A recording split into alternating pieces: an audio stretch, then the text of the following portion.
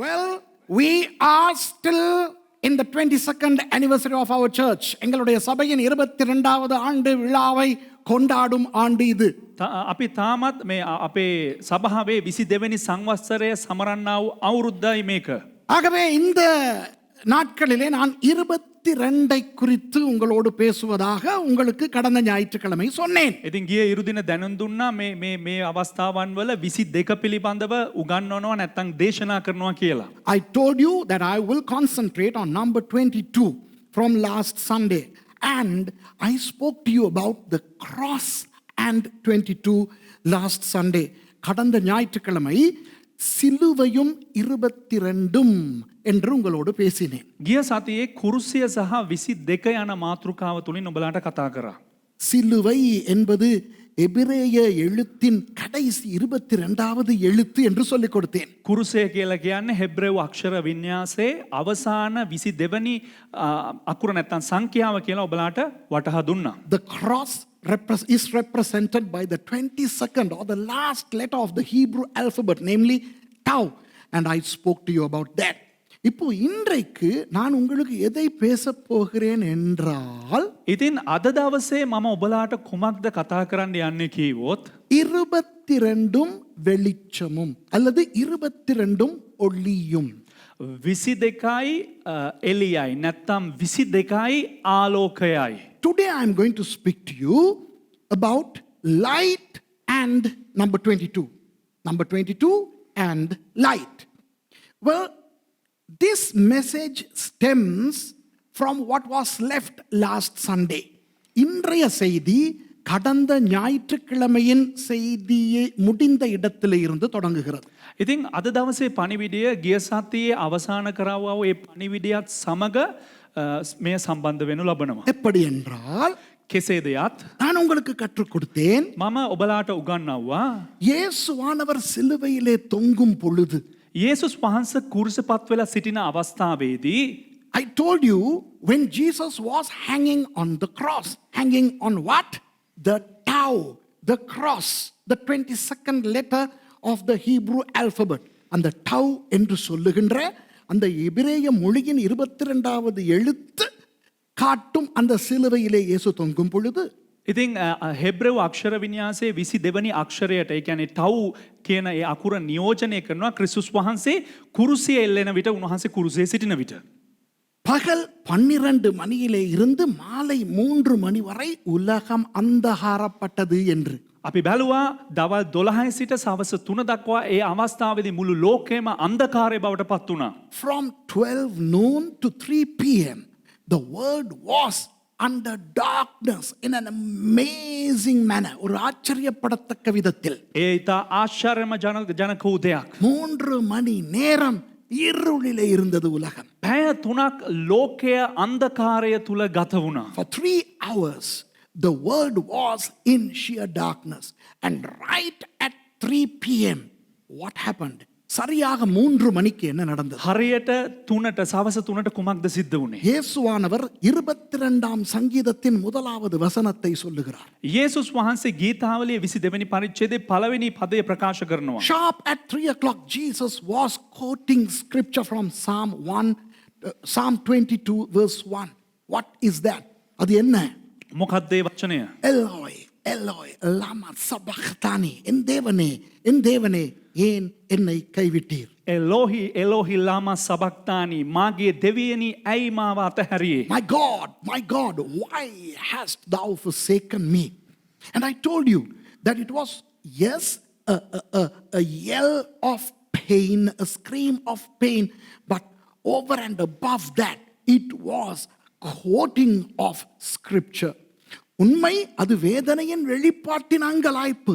ඇත්තයි ඒ අවස්ථාවේදී වේදනාත්මක භාවයක් ඉදිරිපත් කරන එක අවස්ථාවක්. ஆனால் அது வேதத்தின் தீர்க்க தரிசனத்தை நிறைவேற்றுகின்ற, வேதத்தின் ஒரு வசனத்தை குறிப்பிடுகின்ற ஒரு காரியம் என்று உங்களுக்கு காட்டிக் கொடுத்தேன். නමුත් ඒ වගේ මම ඔබලාට පෙන්눔 කරා ඒ අවස්ථාවේදී මොකක්ද සිදුුනේ? දේව වචනයට අනුකූල දේව වචනේ අනාගත වාක්‍යයක් ඉෂ්ට වෙන්නා වූ අවස්ථාවක්. அதே நேரத்தில் ඒ අවස්ථාවේම தேவாலயத்தின் திரைச்சீலை மேலிருந்து கீழாக கிழிந்தது என்று சொல்லிக் கொடுத்தேன். දේවමාලිගාවේ ශුද්ධස්ථානය වෙන් කරන්නා වූ ඒ තිරය ඉහළ සිට පහළට ඉරුණු වගත් සනිටුවන් වූවා. And also the veil of the temple from the holy place to the most holy place was torn from top to bottom. And then Jesus left his life. He died. இயேசுவானவர் உயிர் நீத்தார், இறந்து போனார், மரித்தார். ඒ අවස්ථාවේදී යේසුස් වහන්සේගේ තමාගේ ප්‍රාණය අත්හැරියා නැත්නම් උන්වහන්සේ මියදුනා. இயேசு மரிக்கிறார், යේසුස් වහන්සේ මිය ඇදෙනවා. இயேசு ஜீவனை விடுகிறார், යේසුස් වහන්සේ තමාගේ ජීවනය අතහරිනවා. அப்படியே வெளிச்சம் வருகிறது. ඒ අවස්ථාවේම ආලෝකය පැමිණෙනවා. So Jesus left his life. Jesus died and bang, the world became illuminated again. The light appeared. இது ஆதியாகமம் முதலாவது அதிகாரத்தோடு சம்பந்தப்பட்டிருக்கிறது. මෙය උත්පත්ති පළවෙනි පරිච්ඡේදයත් සමග සම්බන්ධ වෙනවා. This is connected to Genesis chapter 1. Not too long ago, I preached about light B from Genesis 1:3. ஆதியாகமம் 1:3 இருந்து நான் உங்களுக்கு பிரசங்கித்தேன். මම උත්පත්ති පළවෙනි පරිච්ඡේදයේ 3 වෙනි පදයෙන් ඔබලාට දේශනා කරා. வெளிச்சம் வருவதாக என்றார், வெளிச்சம் வந்தது. ආලෝකය ඇති වේවා කියන අවස්ථාවේදී ආලෝකය පැමිණියා. ஆகவே ஆதியாகமம் முதலாவது அதிகாரத்தின் சம்பவத்துக்கும் එම නිසා උත්පත්ති පොතේ පළවෙනි පරිච්ඡේදයේ ඒ අවස්ථාවටත් இயேசுவின் மரணத்துக்கும் சம்பந்தம் இருக்கிறது. යේසුස් වහන්සේගේ මරණයටත් සම්බන්ධතාවයක් තිබෙනවා. There is a connection between the Genesis account of light appearing to the crucifixion of Christ. அப்போ இன்றைக்கு நான் உங்களுக்கு பேச போவது එසේනම් අද මම ඔබලාට කතා කරන්න යන්නේ அந்த வெளிச்சத்தை பற்றி. ඒ ආලෝකය පිළිබඳව. So I'm going to talk to you about the light and number 22. வெளிச்சமும் 22 என்று நான் உங்களோடு பேச போகிறேன். ආලෝකය සහ අංක 22 නැත්නම් 22 පිළිබඳව. இப்போ முதலாவது ஸ்லைடை போடுவோம். දැන් අපේ පළවෙනි ස්ලයිඩ් එක බලමු. I want to show you the first slide and talk to you about number 22 in relation to light. Where is the slide? Slide-க்கு கோ. சரி, இதோ ஒளியும் 22. நான் உங்களுக்கு கடந்த ஞாயிற்றுக்கிழமை சொல்லிக் கொடுத்தேன். මම ඔබලාට ගිය ඉරුදින කියලා දුන්නා. ஒளி என்ற அந்த சொல் ආලෝකය කියන්නා වූ ඒ වචනය வேதத்திலே 264 தடவை வருகிறது என்று. බයිබලය තුල 264 වතාවක් අන්තර්ගත වෙනවා කියලා. I explained to you last Sunday that the word light appears 264 times in the entire Bible. Now that's the Tanakh, the Torah, Nevi'im, Ketuvim, and the New Testament. பழைய ஏற்பாட்டிலே පරණ කිවිසුමේ அப்புறம் புதிய ஏற்பாட்டிலே ඒ වගේම අලුත් කිවිසුම තුලත් இரண்டிலும் இந்த ஒளி என்ற சொல் 264 தடவை வருகிறது. මේ කොටස් දෙක තුලම 264 වතාවක් ආලෝකය පිළිබඳව සනිටුහන් වෙනවා. இப்போ எபிரேய மொழியும் கிரேக்க மொழியும் தெரிந்த அநேகர் இருக்கிறீர்கள். දැන් හෙබ්‍රෙව් භාෂාවත් ඒ වගේම ග්‍රීක භාෂාවත් දන්න බොහෝ දෙනෙක් සිටිනවා. Many of my viewers have studied Hebrew and Greek and therefore they know a lot about these languages. ஆகவே இந்த மொழிகளை பற்றி அநேகர் அறிந்தவர்கள் இருக்கிறார்கள். නිසා මේ භාෂාවන් පිළිබඳව සමහරක් විද්වතුන් සිටිනවා. இப்போ இந்த மொழியை நன்றாய் தெரிந்தவர்களுக்கு மாத்திரம் ஒரு விஷயத்தை நான் சொல்ல விரும்புகிறேன். දැන් මේ භාෂාවන් හොඳට හසුරුවන්නා වූ දන්නා වූ අයට පමණක් කියන්නම්. So what I'm going to tell now pertains only to those people who know Hebrew and Greek to a great deal. The others who don't know these languages, don't worry, forget it. இப்போ இந்த மொழிகள் தெரியாதவர்கள் தான் பெரும்பான்மையானவர்கள். දැන් බොහෝ දෙනෙක් මේ අතුරින් මේ භාෂාවන් පිළිබඳව දන්නේ නැති අය. நீங்கள் குழம்ப வேண்டாம். ඉතින් ඔබ කලබල වෙන්න එපා මේ පිළිබඳව. அவர்களையும் ஆசீர்வதிப்போம், உங்களையும் ஆசீர்வதிப்போம். ඔවුනුත් ආශිර්වාද කරයි ඒ වගේම ඔබලත් ආශිර්වාද ලබයි. So let's bless those who know the languages and let's bless those who don't know the languages. That's not a problem. So for those who know these languages, here are the things that I want to tell you. இப்போ இந்த மொழிகளை தெரிந்தவர்களுக்கு நான் சில விஷயங்களை சொல்லுகிறேன். දැන් මේ භාෂාවන් පිළිබඳව දන්න අයට සමහරක් දේවල් කියන්නම්. எபிரேய மொழியிலே ஒளி என்று வருகிற அந்த சொல் ஓஹ். சரியா? හෙබ්‍රෙව් භාෂාවෙන් ආලෝකය කියන වචනයට කියන්නේ ඔහ් කියලා. or or කියන්නකෝ. Aleph, Waw, Resh. ආලෙෆ් වව් රේෂ් කියන අක්ෂරයන් අන්තර්ගත The වෙනවා. three letters that are used to denote light in the Hebrew language have comprised of Aleph, Waw, and Resh. So that's or, okay? That word appears only 122 times in the Tanakh, in the Old Testament. அந்த சொல் ඉතින් ඒ වචනය ஆதியாகமத்திலே இருந்து மல்கியா வரையான அந்த 39 புத்தகங்களிலே උත්පත්ති පොතේ සිට මලාකි පොත දක්වා ඒ පොත් 39 තුල 122 தடவை வருகிறது. 120 දෙවතාවක් පැමිණෙනවා. இது வந்து மேசோரெட்டிக் டெக்ஸ்டிலே மாத்திரம்தான். මෙය මැසොරටික් ටෙක්ස් කියන්නා වූ ඒ වචන ඒ අක්ෂර වින්‍යාසය තුල පමණයි. So this is within the Masoretic text. Now, if you have any other Hebrew version, I'm not responsible for that. Okay, this is only Masoretic Hebrew. வேறு ஏதாவது எபிரேய மொழிபெயர்ப்பை வைத்துக்கொண்டு நீங்கள் போஸ்ட் எக்ஸிலிக் டாக்குமெண்ட்ஸ் வைத்துக்கொண்டு நீங்கள் தடுமாறினால் அதற்கு நான் பொறுப்பல்ல. ඉතින් ඔබ ඒ කියන්නේ ඒක ඕනේ එයාට දන්නවා. එහෙම කියලා කියන්නේ. ඔබලට දන්නවා ඒ පිළිබඳව. නෑ போஸ்ட் எக்ஸிலிக் කියලා කියන්න ඕනේ. ඒක දන්නවා එතකොට ඒගොල්ලෝ. හරි. புதிய ஏற்பாட்டிலே අලුත් ගිවිසුමේ அந்த ஓருக்கு சமமான சொல் force. ඕර් කියන ඒ වචනයට සමාන්තරව තිබෙන්නේ force. The synonym, the Greek synonym of the Hebrew or is force. So force is directly applied in the New Testament. How many times? Now you have to reduce 122 from 264. So that leaves us with 142, I think. එංගේ එළදී ඉල්ලලා. 264න් 122ක් ගියාන 142යිද? හරිද? 142 වතාවක් 142 தடவை force வருகிறது புதிய ஏற்பாட்டில். මේ අලුත් කිව්සම තුල ෆෝස් කියන වචනේ 142 දෙවතාවක් පැමිණෙනවා. So 122 times in the Old Testament and 142 times in the New Testament. So that is how we got the number 264. Okay, does that make sense? இது உங்களுக்கு புரியுதா? මේ ඔබලාට වැටහෙනවද? ஏன் இதை சொல்லுகிறேன் என்றால் දැන් ඇයි මේ දේ ඔබලාට ප්‍රකාශ කරන්නේ? எபிரேயத்தில் ஓர் என்ற சொல்லும் හෙබ්‍රේව භාෂාවේ ඕර් කියනා වූ ඒ වචනයත් கிரேக்க மொழியிலே ஃபோர்ஸ் என்ற சொல்லும் ග්‍රීක් භාෂාවෙන් ෆෝස් කියනා වූ වචනයත් போக வேறு சொற்கள் கிட்டத்தட்ட வெளிச்சம் போல காண்பிக்கப்படுகின்ற சொற்கள் இருக்கின்றன. ඒ ඇරෙන්ඩ සමහරක් වචන ආලෝකය කියලා හඟවන්නා වූ වචනත් තිබෙනවා. Now there are other words that denote things that are close to light, using other words. So if you tell me that there are other expressions to talk something about life, no, that's not what I'm concentrating on. அப்போ நீங்கள் யாராவது சொன்னீர்கள் என்றால் ඉතින් ඔබගෙන් කවුරු හරි කෙනෙක් කිව්වනම් இந்த கிட்டத்தட்ட வெளிச்சம் மாதிரியான விஷயங்களை காட்டுகின்ற வேறு பதங்கள் இருக்கின்றன என்று அதை பற்றி எனக்கு கவலை இல்லை. මේ සමහරක් වචන තිබෙනවා ආලෝකය සනිටුහන් කරන්න ඒ පිළිබඳව අඟවන්නා වචන තියෙනවා. ඒ පිළිබඳව මම තැවෙන්නේ නැහැ. அடுத்தது நீங்கள் கிரேக்க வேதத்தை நீங்கள் எடுத்து பார்த்தால் ඔබ ග්‍රීක් බයිබලය රැගෙන බැලුවනම් கிட்டத்தட்ட 70-75 வித்தியாசமான கிரேக்க புதிய ஏற்பாடுகள் இருக்கின்றன இந்த 2000 ஆண்டுகளில்.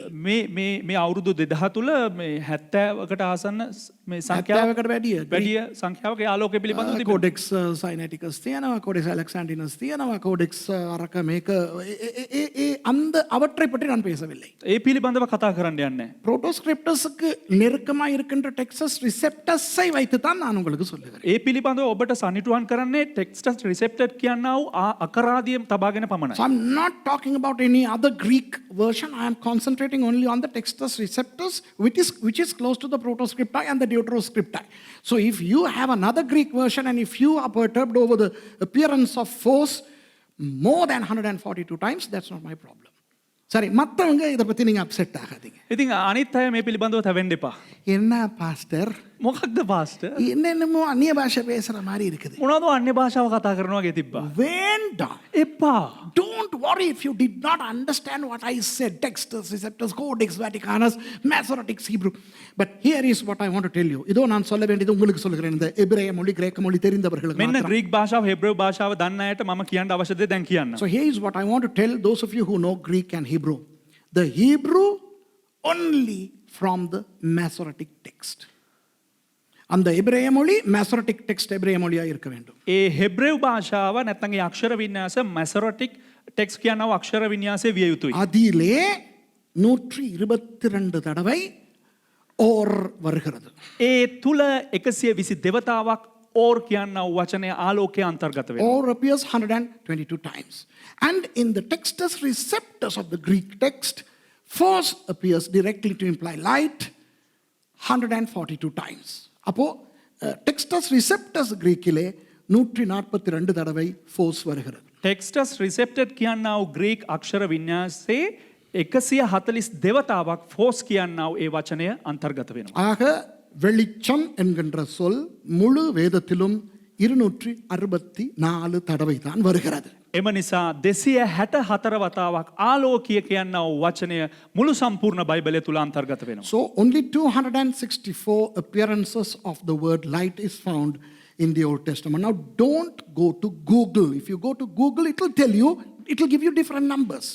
And now don't come to me and say, are you sure? No, I'm not going to allow that to happen. If you like, you can check it out. But don't trust these search engines. Okay? இப்போ நீங்கள் கூகுளுக்கு போய் அடித்து பார்த்தால் ඉතින් ඔබ Google Chrome එකට ගිහිල්ලා ඔබ එහි සෙව්වා නම් அவன் நினைத்ததே சொல்லுவான். ඔහුට ඕන ඕන දේ ප්‍රකාශ කරනවා. ஆகவே கூகுள் கிறிஸ்தவர்களா இருக்கக்கூடாது. එනිසා මේ Google Chrome කිතුනුව වෙන්න හොඳ නැහැ. புரியுதா உங்களுக்கு? වැටහෙනවද ඔබට? இப்போ 264 22 ஆல் பிரித்தால் දැන් 264 22න් බෙදුවා නම් 12 வருகிறது. 12 පැමිණෙනවා. So if you divide 264 into 22, you'll arrive at number 12.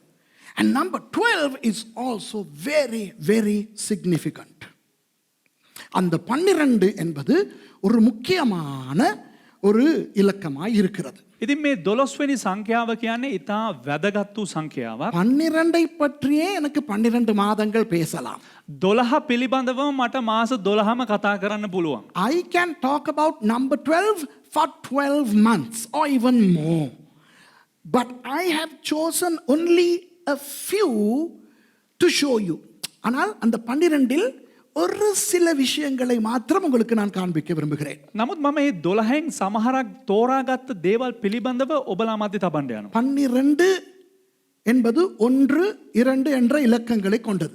12 කියලා කියන්නේ 1 කියන සංඛ්‍යාවයි 2 කියනව සංඛ්‍යාවයි එකතු වෙලා සැදිලා තියෙන්නේ. 12 has number 1 and number 2, and we know that number 1 represents God and number 2 represents separation or division. 1 தேவனை குறிக்கும், 1 කියලා කියන්නේ දෙවියන් වහන්සේ සනිටුහන් කරනවා. 2 பிரிவை குறிக்கும். 2 කියලා කියන්නේ බෙදීම සනිටුහන් කරනවා. அந்த 1ஐயும் 2ஐயும் சேர்த்தால் 3 வருகிறது. මේ 1යි 2යි එකතු කරා නම් 3 පැමිණෙනවා. 3 உயிர்த்தெழுதலை குறிக்கும். 3 සනිටුහන් කරනවා උන්වහන්සේගේ උත්ථානය. 1 plus 2 equals 3 and 3 represents resurrection. So if you go to Genesis, நீங்கள் ஆதியாகமத்துக்கு போனால் ඔබ උත්පත්ති පොතට ගියා නම් 1 தேவன், 1 කියලා කියන්නේ දෙවියන් වහන්සේ. அதிலே தேவன் இருக்கிறார். පටන් ගැනීමේදී දෙවියන් වහන්සේ සිටියා. If you go to Genesis, you will find God. In the beginning, God was there. In the beginning, God. Bereshit bara Elohim. இரண்டாவது அவர் பிரிக்கிறார். දෙවනුව උන්වහන්සේ බෙදනවා. Number 2, God separates light from the darkness. 2 வெளிச்சத்தை இருளிலிருந்து பிரிக்கிறார். මේ ඒ කියන්නේ ආලෝකයේ අන්ධකාරයයි වෙන් කරනවා.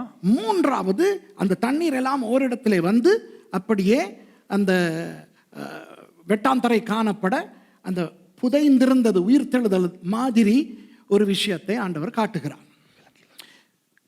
ඒ කියන්නේ තුන කියන්නේ තුන්වෙනි දවසේ උන්වහන්සේ ඒ වතුරෙන් පොළොව මතුවෙන්න කරනවා. ඒ කියන්නේ වතුරට යට වෙලා තිබුණු ඒ පොළොව නිකන් නැවත නැගිට්ටා වගේ චිත්‍රයක් උන්වහන්සේ පෙන්නනවා. God shows that on the third day he was he caused the earth to appear from beneath the water, something like resurrection. Anyway, let's not get into that too deep.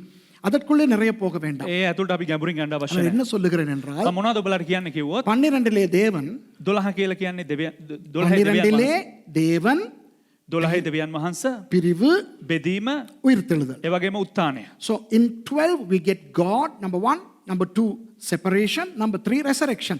So Jesus separated himself from God according to Philippians 2 and he came to the earth.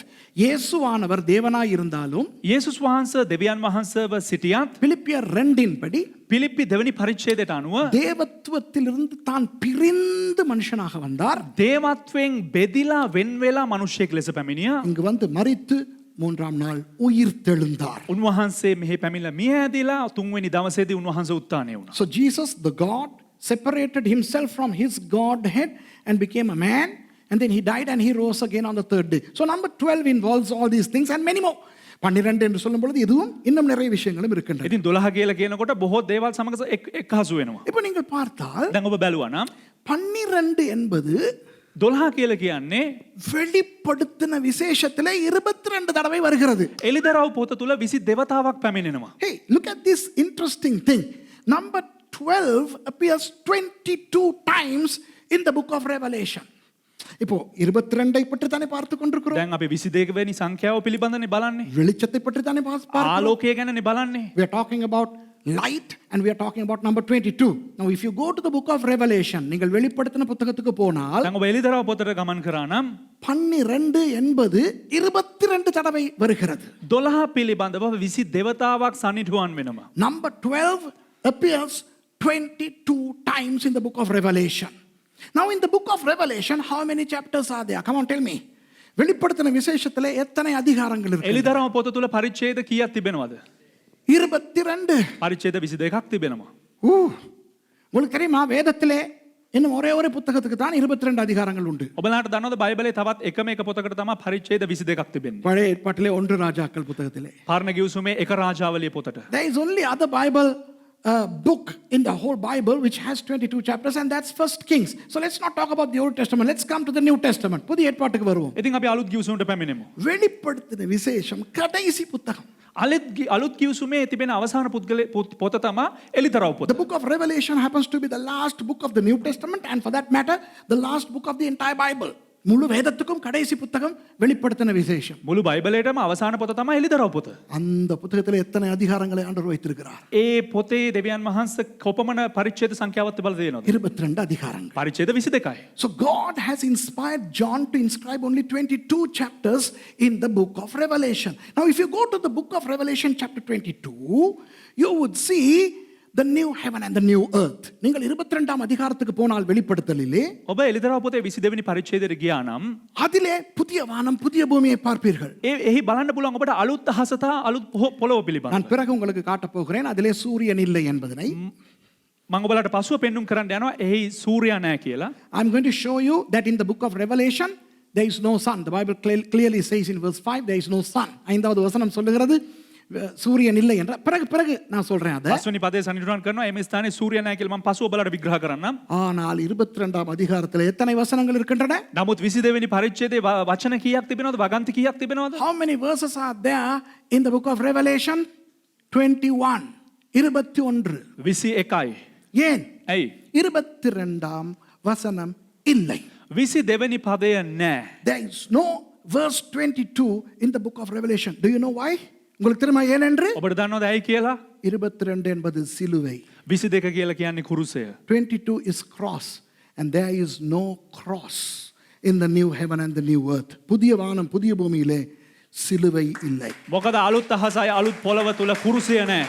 இப்படி பலவிதமான மர்மங்களை ஆச்சரியமான விஷயங்களை ஆண்டவர் தன்னுடைய வசனத்திலே போட்டிருக்கிறார். මෙවන් වූ අබිරහස් ගැඹුරු දේවල් දෙවියන් වහන්සේ උන්වහන්සේගේ වචනය තුල අන්තර්ගත කොට තිබෙනවා. Such amazing things are embedded in a symbolic manner, in a secret manner in the Bible. And that's why Proverbs chapter 25 says that it is the glory of God to conceal matters and the glory of kings to unearth them. அதனால் தான் 25ஆம் நீதிமொழிகளிலே சொல்லப்பட்டிருக்கிறது, එම නිසා තමයි හිතෝපදේශයේ 25 වෙනි පරිච්ඡේදය කියන්නේ காரியத்தை மறைப்பது தேவனுக்கு மேன்மை, දේවල් සැඟවීම දෙවියන් වහන්සේට ගෞරවයක්, தேவால் சங்கமா தபீம தேவியான் மகாசகி மகிமைய அவற்றை ஆராய்ந்து அறிவது ராஜாக்களுக்கு தகும் என்று. ඒවා සොයාගෙන ඉදිරිපත් කිරීම සොයා ගැනීම රජවරුන්ට ගෞරවයක්. நானும் நீங்களும் கர்த்தருக்குள்ளே ராஜரீக ஆசாரியர்களாய் இருக்கிறோம். ඔබත් මමත් දෙවියන් වහන්සේගේ රාජ්‍ය තුල පූජකයන්ොත් රජවරුන් වශයෙන් උත් සිටිනවා. We are the royal priests in the kingdom of God, says 1 Peter chapter 3. So we can unearth them. ஒருத்தர் எனக்கு யூடியூப்ல அடிச்சிருக்கிறாரு. එකනේ මට YouTube එකේ අදහසක් දක්වලා තිබෙනවා. என்னைய திட்டி இருக்காரு. මට බැනලා තියෙනවා. A guy has scolded me on the YouTube and he's very vituperative, so I blocked him. Praise God for this blockability in YouTube. அந்த ஆள் ரொம்ப திட்டுனனால நான் யூடியூப்ல அந்த ஆளுக்கு சொல்ல வேண்டியதை சொல்லிட்டு நான் பிளாக் பண்ணிட்டேன். ඉතින් එයා මට ගොඩක් බැන්න නිසා මම එයාට කියන්නේ නැතුව මම එයාව බ්ලොක් කරලා දැම්මා.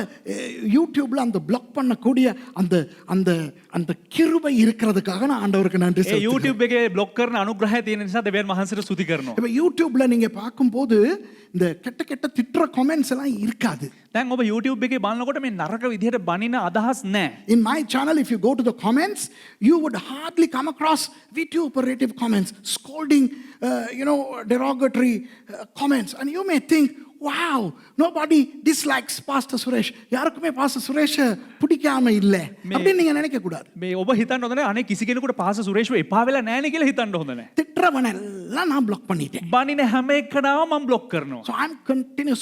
So if you want to scold me, sorry, you're going to get blocked. So if you want to look at me and if you are interested in becoming angry against me, don't tell me. Just scold me without sending a comment because I'm going to block you. ஆகவே என்னைய திட்ட ஆசைப்படுறவங்க ඒ නිසා මට බනින්න ආස වෙන අය கமெண்ட்ல திட்டாம உள்ளத்துல சத்தமா திட்டிக்கிறீங்க எனக்கு கேட்காம. මේ අදහස් වලින් බනින්න නැතුව ඇතුලෙන් ඕන තරම් බනින්න මට ඇහෙන්නේ නැතුව. ஏன்னா நீங்க திட்டுனா நான் பிளாக் பண்ணுவேன். ඇයි කිව්වොත් ඔබ බැන්නොත් මම බ්ලොක් කරලා දානවා. அந்த திட்டுனா மத்த கண்ணத்தையும் காட்டு, அது நான் இல்ல. අර මේ බැන්නොත් අර අනිත් කම්මුලත් හරවන්න ගැහුවොත් අනිත් කම්මුලත් හරවන්න ඒකට මම නෑ. If you scold me, I'm not going to turn my other cheek for you to scold me because the other people are perturbed. யாராவது திட்டுனா කවුරු හරි බැන්න නම් திட்டுறவன திட்டுறதுக்கு இன்னொரு கும்பல் இருக்குது, என்னைய நேசிக்கிற கும்பல். බනින එකාට බනින්න තව කණ්ඩායමක් ඉන්නවා මට ප්‍රේම කරන අය. So if somebody scolds me, there are others who love me who want to attack that fellow. So I don't want a World War III happening in that channel. So I block those who scold me.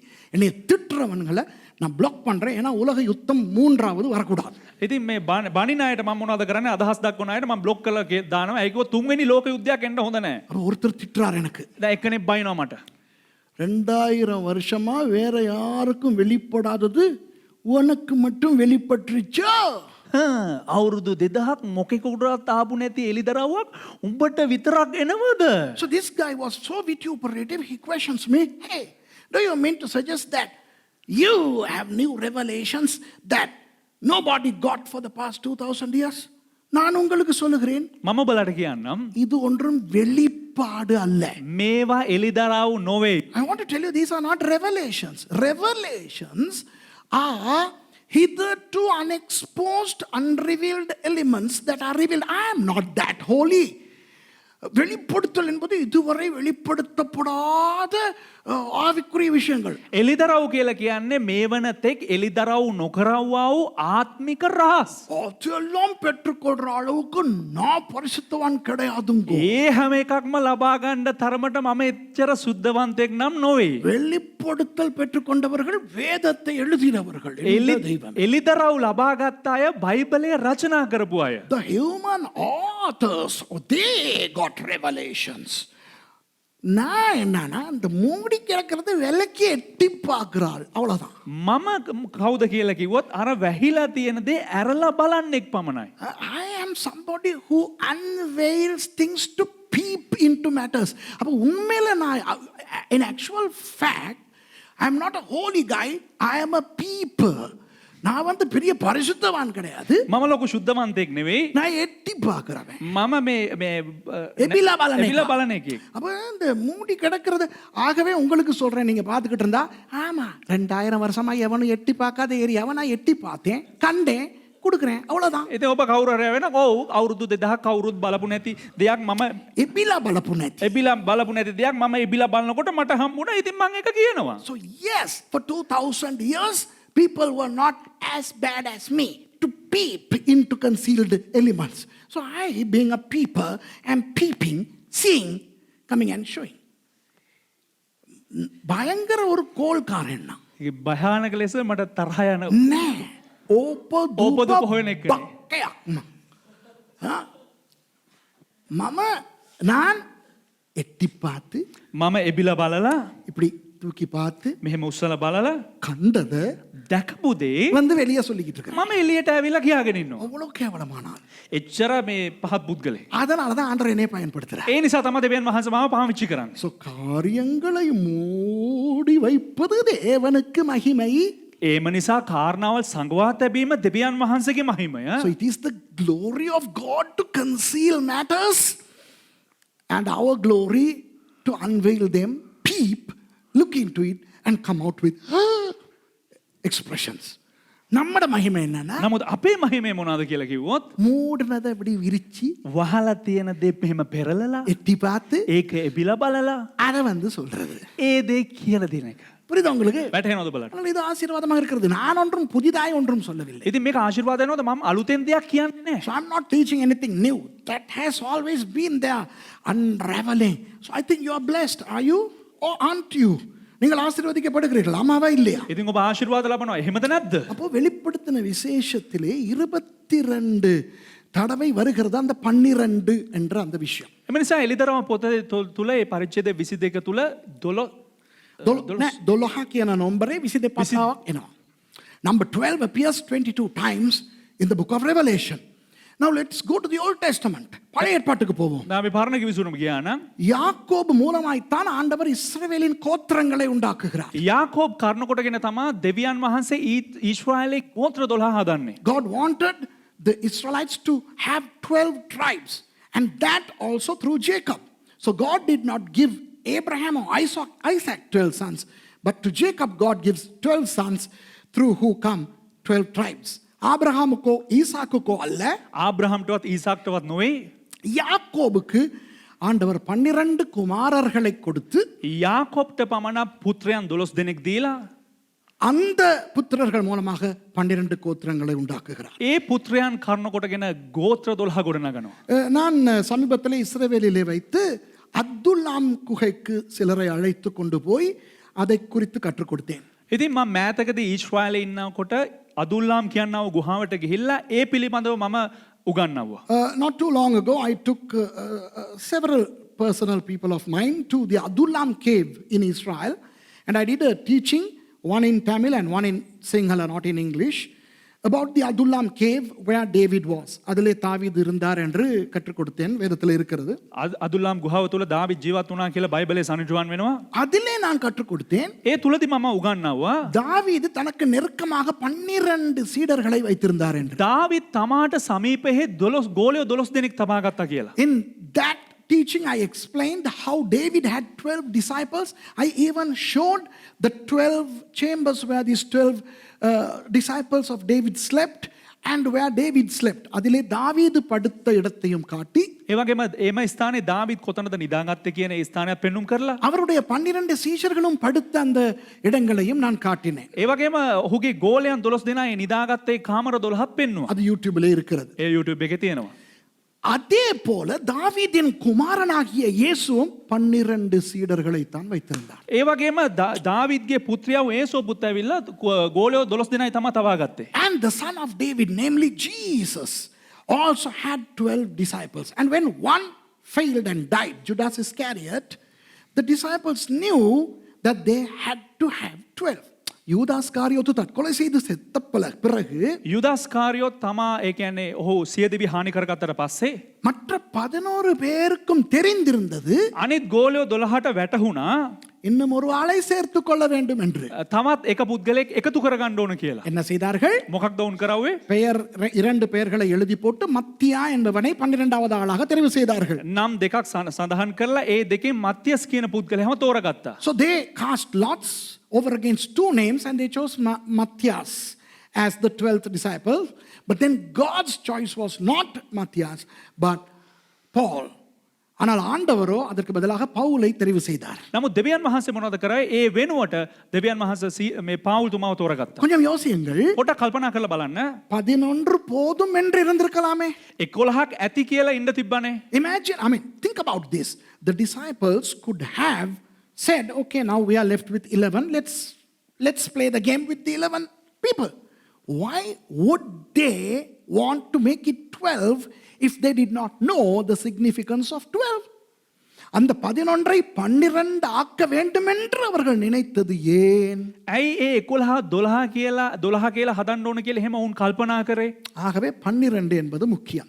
එම නිසා මේ 12 කියන සංඛ්‍යාව ඉතා වැදගත් වුණා. வெளிப்படுத்தலிலே එලිදරව් පොතේ 7ஆம் அதிகாரத்திலும் 14வது அதிகாரத்திலும் 7 වෙනි පරිච්ඡේදෙත් ඒ වගේම 14 වෙනි පරිච්ඡේදෙත් 1,44,000 பேரை பற்றி இருக்கிறது. 1,44,000ක් පිළිබඳව කතා කරනවා. We read in Revelation 7 and 14 that there are 144,000 people in each of those groups whose foreheads are stamped. அவர்களுடைய முன் நெற்றியிலே ஏதோ ஒன்று எழுதப்படுகிறது. ඔවුන්ගේ නළලේ යම් කිසි දෙයක් ලියා තබා තිබෙනවා. அதை பார்த்தால் එය බැලුවා නම් 12 தர 12,000. 12 වැඩි කිරීම 12,000. So that is 12 multiplied by 12,000. That's how we arrive at the number 144,000. 12ஐ 12,000ஆல் பெருக்கும் பொழுது 1,44,000 வருகிறது. 12,000න් ගුණ කරා නම් 1,44,000 කියන පිළිතුර පැමිණෙනවා. வெளிப்படுத்தல் 22க்கு போகும் பொழுது එලිදරව් 22 වෙනි පරිච්ඡේදයට යන විට புதிய எருசலேமை பார்க்கிறோம் அல்லவா? අලුත් යෙරුසලම අපි දකිනවනේ. When we go to Revelation chapter 22, we see the new Jerusalem. And in the new Jerusalem there are gates. How many? 12. அந்த புதிய எருசலேமிலே வாசல்கள் இருக்கின்றன. ඒ අලුත් යෙරුසලමේ දොරටු තිබෙනවා. எத்தனை வாசல்கள்? ඒ දොරටු කීයක් තිබෙනවද? 12. 12ක් තිබෙනවා. இப்படி இந்த 12ஐ பற்றி நான் நிறைய காரியங்கள் சொல்லலாம். මේ වගේ 12 පිළිබඳව ගොඩාක් දේවල් ඔබලා මැදේ තබන්න පුළුවන්. I can talk about number 12. So number 12 is combined with number 22. So when you multiply 12 with 22, you arrive at the number 264, which is the total number of times the word light appears in the whole Bible. அப்போ அந்த 12ஐ 22ஆல் பெருக்கினால் ඉතින් මේ 12න් වැඩි කරා නම් නෑ 22න් ගුණ කරා නම් 264 வருகிறது. 264 පැමිණෙනවා. 264 தடவை வெளிச்சம் வேதத்திலே வருகிறது. 264 වතාවක් බයිබලය තුල ආලෝකය සනිටුවන් වෙනවා. அப்போ வெளிச்சத்துக்கும் 22க்கும் தொடர்பு இருக்கிறதா இல்லையா? එතකොට ආලෝකයටයි ඒ වගේම 22ටයි සම්බන්ධතාවයක් තියෙනවද නැද්ද? So do you or do you not see a connection between number 22 and light? What do you say? You see? பார்க்கிறீங்களா? அப்படிதானே? எத்தனை பேர் குழம்பிட்டாங்கன்னு நினைக்கிறேன்? කී දෙනෙක්ද මේ කැළඹිලා ගිහිල්ලා? குழப்பமா இருக்கா? කැළඹිලා ගියාද? திருப்பி தான் ரெக்கார்ட் ஆகுது. திருப்பி போட்டு பார்த்து பேனா பேப்பர் கால்குலேட்டர்லாம் வச்சு கொஞ்சம் பாருங்க. ඉතින් මේක පටිගත වෙනවා ආපහු YouTube එකට ගිහිල්ලා මේ කැල්කියුලේටරයක් ඔක්කොම තියාගෙන මේක කියන එක ඔක්කොම හරිද කියලා බලන්න. So this is recorded and it's going to be on YouTube all the time. So get yourself a pencil and a paper and a calculator and check it out and see if these things are true. Okay, let's go to the next slide. அடுத்த ஸ்லைடுக்கு போவோம். අනිත් කාරණාවට යමු. இப்போ நான் உங்களுக்கு அந்த எபிரேய சொல்லை விளக்கப்படுத்த போகிறேன். දැන් ඒ හෙබ්‍රෙව් වචනේ ඔබලාට විග්‍රහ කරන්න යනවා. I'm going to explain the Hebrew word for light. இந்த சொல் முதல் எங்கே வருகிறது? මේ වචනේ ප්‍රථම වතාවට පැමිණෙන්නේ කුමන ස්ථානයේ? ஆதியாகமத்துக்கு போமா? උත්පත්ති පොතට යමුද? Let's go to Genesis chapter 1 to see where this word first appears. ஆதியாகமம் 1வது அதிகாரம் முதல் வசனத்திலிருந்து வாசிப்போம். උත්පත්ති පොතේ පළවෙනි පරිච්ඡේදයේ පළවෙනි පදයේ සිට අපි කියවමු. So let's read Genesis chapter 1 from verse 1 in all three languages. இதோ தமிழிலே ஆதியிலே தேவன் வானத்தையும் பூமியையும் சிருஷ்டித்தார். මෙන්න පළවෙනි පදය. පටන් ගැනීමෙහිදී දෙවියන් වහන්සේ අහසත් පොළවත් මැවුසේක. In the beginning God created the heaven and the earth. இரண்டாவது வசனம். දෙවනි වචනය. பூமியானது ஒழுங்கின்மையும் வெறுமையுமாய் இருந்தது, ஆழத்தின் மேல் இருள் இருந்தது, தேவ ஆவியானவர் ஜலத்தின் மேல் அசைவாடிக் கொண்டிருந்தார். පොළොව වනාහි පාළුව හිස්ව තිබුණාය, ගැඹුර පිට අන්ධකාරය විය, දෙවියන් වහන්සේගේ ආත්මය ජල මතුයෙහි හැසිරෙමින් සිටිසේක.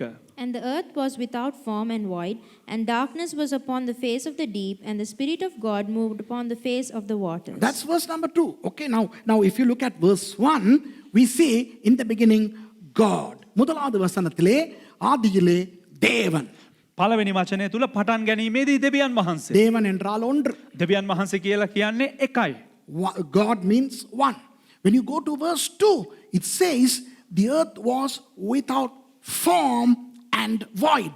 Two, that's separation. Tohu wa bohu in Hebrew. So tohu and bohu are two different things, which is found only in Jeremiah chapter 4. Anyway, let's come to this verse here. இரண்டாவது வசனத்திலே දෙවනි පදේ ஒழுங்கின்மை வெறுமை. පොළොව වනහයි පහළුව හිස්ව තිබුණා. பாலு கம ஹிஸ் கம பலண்டே දෙක அந்த ரெண்டை பாருங்கள். ரெண்டு என்பது பிரிவு. ඒ දෙක බලන්න, ඒ කියන්නේ දෙකෙන් සනිටුහන් කරන්නේ බෙදීම. ஆண்டவர் சிருஷ்டிக்கும் பொழுது அது ஒழுங்கின்மையா இருக்காது. දෙවියන් වහන්සේ මවන විට ඒක පාළුව තියෙන්න බෑ. තිබෙන්න බෑ. வெறுமையா இருக்காது. හිස්ව තිබෙන්න බෑ. Now when God creates something, it's not going to be formless.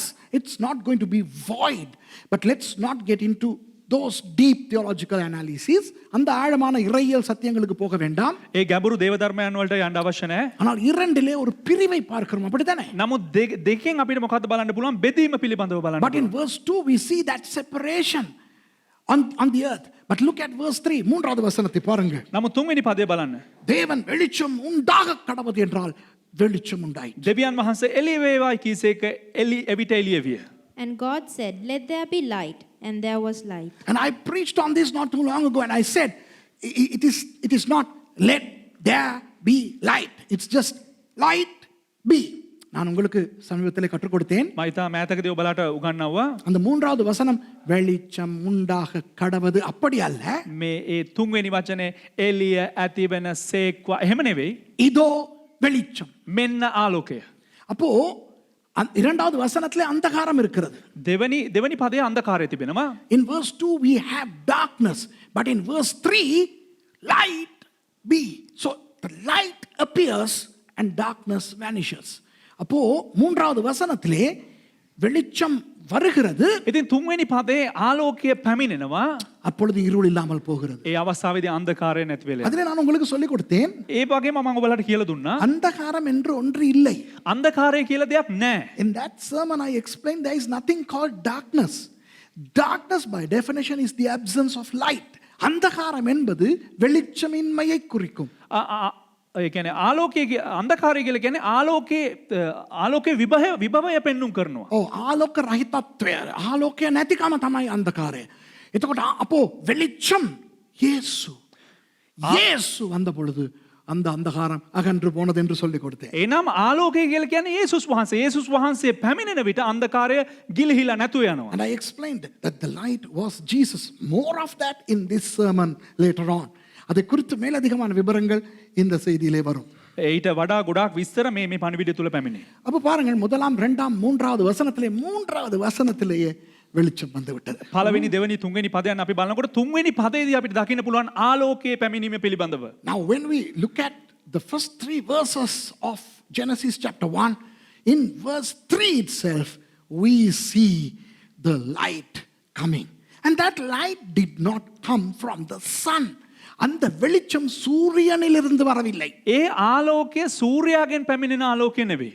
அது இயேசுவின் வெளிச்சம். එය යේසුස් වහන්සේගේ ආලෝකය. That's the light of Jesus. The sun came on the 4th day.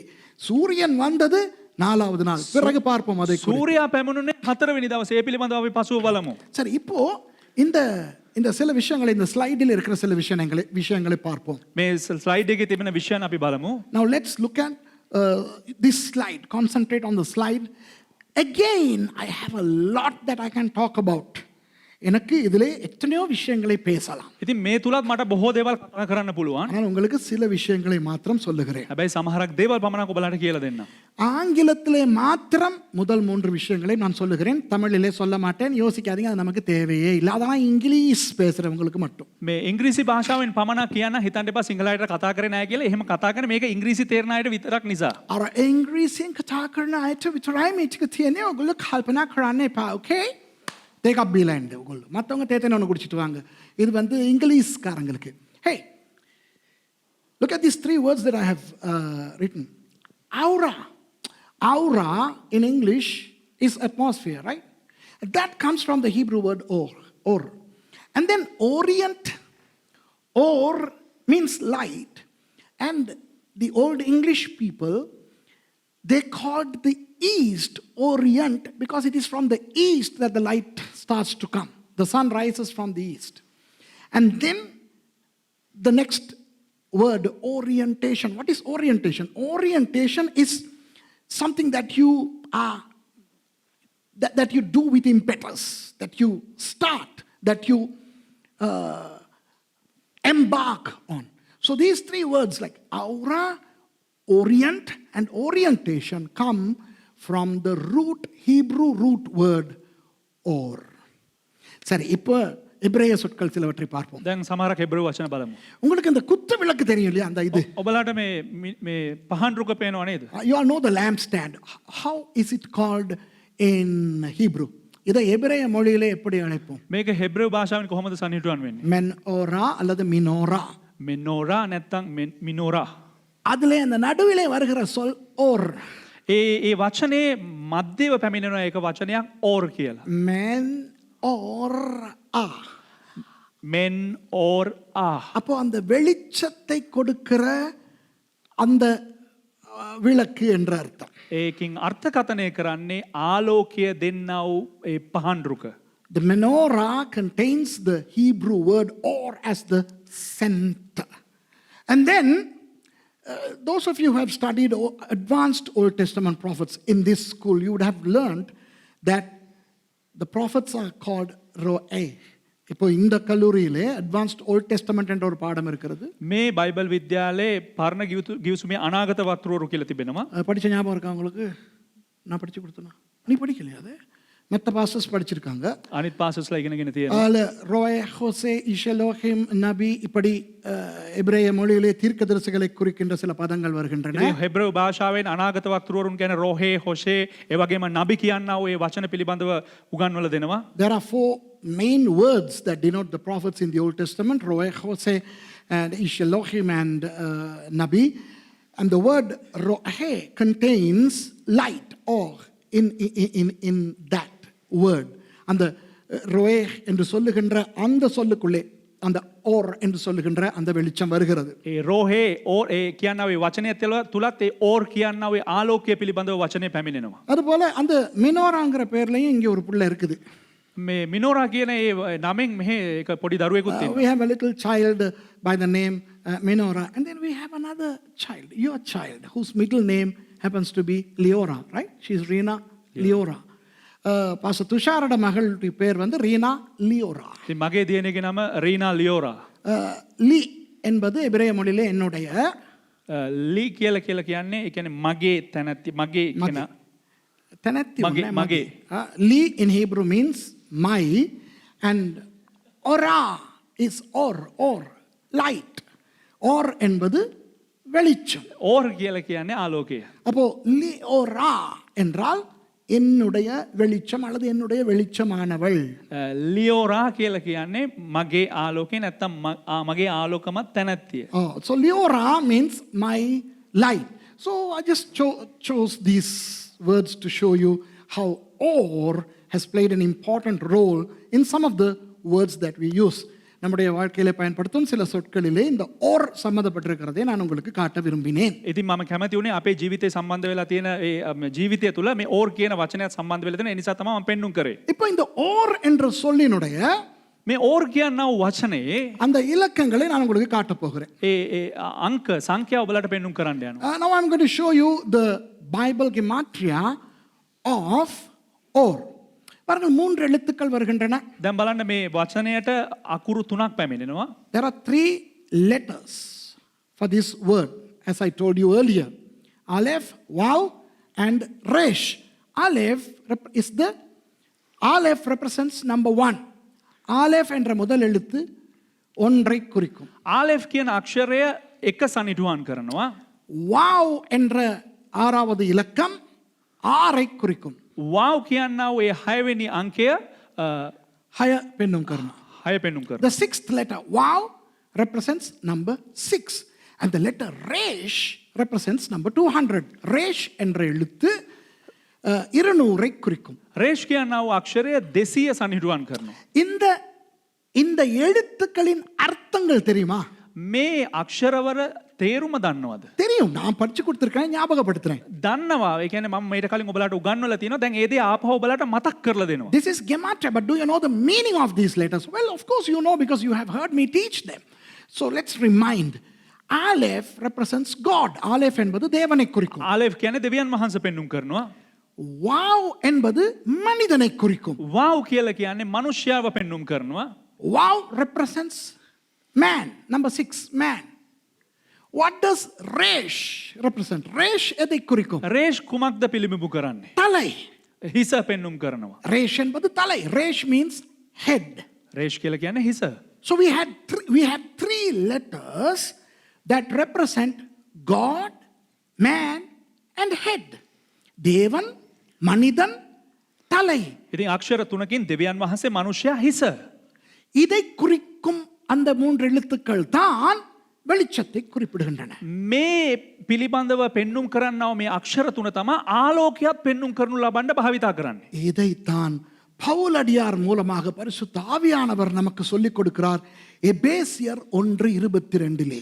මෙය තමා දෙවියන් වහන්සේ පාවුල් තුමා කරුණ කොටගෙන ශුද්ධාත්මයන්න් වහන්සේ මගින් ලියන්න තියන්නේ එපීස පළවෙනි පරිච්ඡේදයේ 22 වෙනි පදේ. This is what the Holy Spirit inspires through the Apostle Paul in Ephesians 1:22. Tamil வேதத்தில் நான் பார்த்தேன், அது 22, 23 எல்லாம் போகிறது. சிங்களம், இங்கிலீஷிங் ஓகே. இந்த வசனத்தை பாருங்க. මේ වචනේ බලන්න පොඩ්ඩක්. எல்லாவற்றையும் அவருடைய, அதாவது இயேசுவினுடைய பாதங்களுக்கு கீழ்ப்படுத்தி எல்லாவற்றையும் எல்லாவற்றாலும் நிரப்புகிறவருடைய நிறைவாகிய சரீரமான சபைக்கு அவரை, அதாவது இயேசுவை எல்லாவற்றிற்கும் மேலான தலையாக தந்தருளினார். සියලු දේවල් උන්වහන්සේගේ නම් යේසුස් වහන්සේගේ පාදවලට යටත් කොට සභාව උදෙසා සියල්ලට ප්‍රධානියාවෙන්ට උන්වහන්සේ යේසුස් වහන්සේ නියම කළසේක. And hath put all things, hey, not some things, not many things, but all things under his, whose? Jesus's feet, and gave who? Jesus to be the head over all things to the church. இப்போ இந்த வசனத்தை நீங்கள் சும்மா வாசித்தால் என்ன நினைப்பீர்கள் தெரியுமா? මේ පදය නිකම්ම කියවුවා නම් ඔබලාට මොන හරද වැටෙන්නේ? Do you know what you would assume if you just read this verse peripherally? You'll assume that this verse talks about Jesus being the head of the church. இயேசு சபைக்கு தலையா இருக்கிறார் என்று இந்த வசனம் சொல்லுகிறது என்று நினைப்பீர்கள். ඔබ මේ වචනේ කියනකොට ඔබට හිතේ මේකෙන් සනිටුහන් කරන්නේ, මේකේ සඳහන් කරන්නේ ගැඹුර යේසුස් වහන්සේ සභාවට හිසව සිටිනවා කියලා. இல்லை. නෑ. இயேசு தான் சபைக்கு தலை. යේසුස් වහන්සේ තමා සභාවට හිස. அதை காட்டுகின்ற எத்தனையோ வசனங்கள் வேதத்திலே உண்டு. එය පෙන්눔 කරන්නව බොහෝ බයිබල් පද බයිබලයේ තුල තිබෙනවා. ஆனால் இந்த வசனம் அதை பத்தி பேசல. නමුත් මේ පදය විතරක් ඒ පිළිබඳව කතා කරන්නේ. Yes, Jesus is the head of the church. There are ample Bible verses that show that Jesus is the head of the church. But this verse does not talk about that. Now let me elucidate. இதை விளக்குகிறேன்.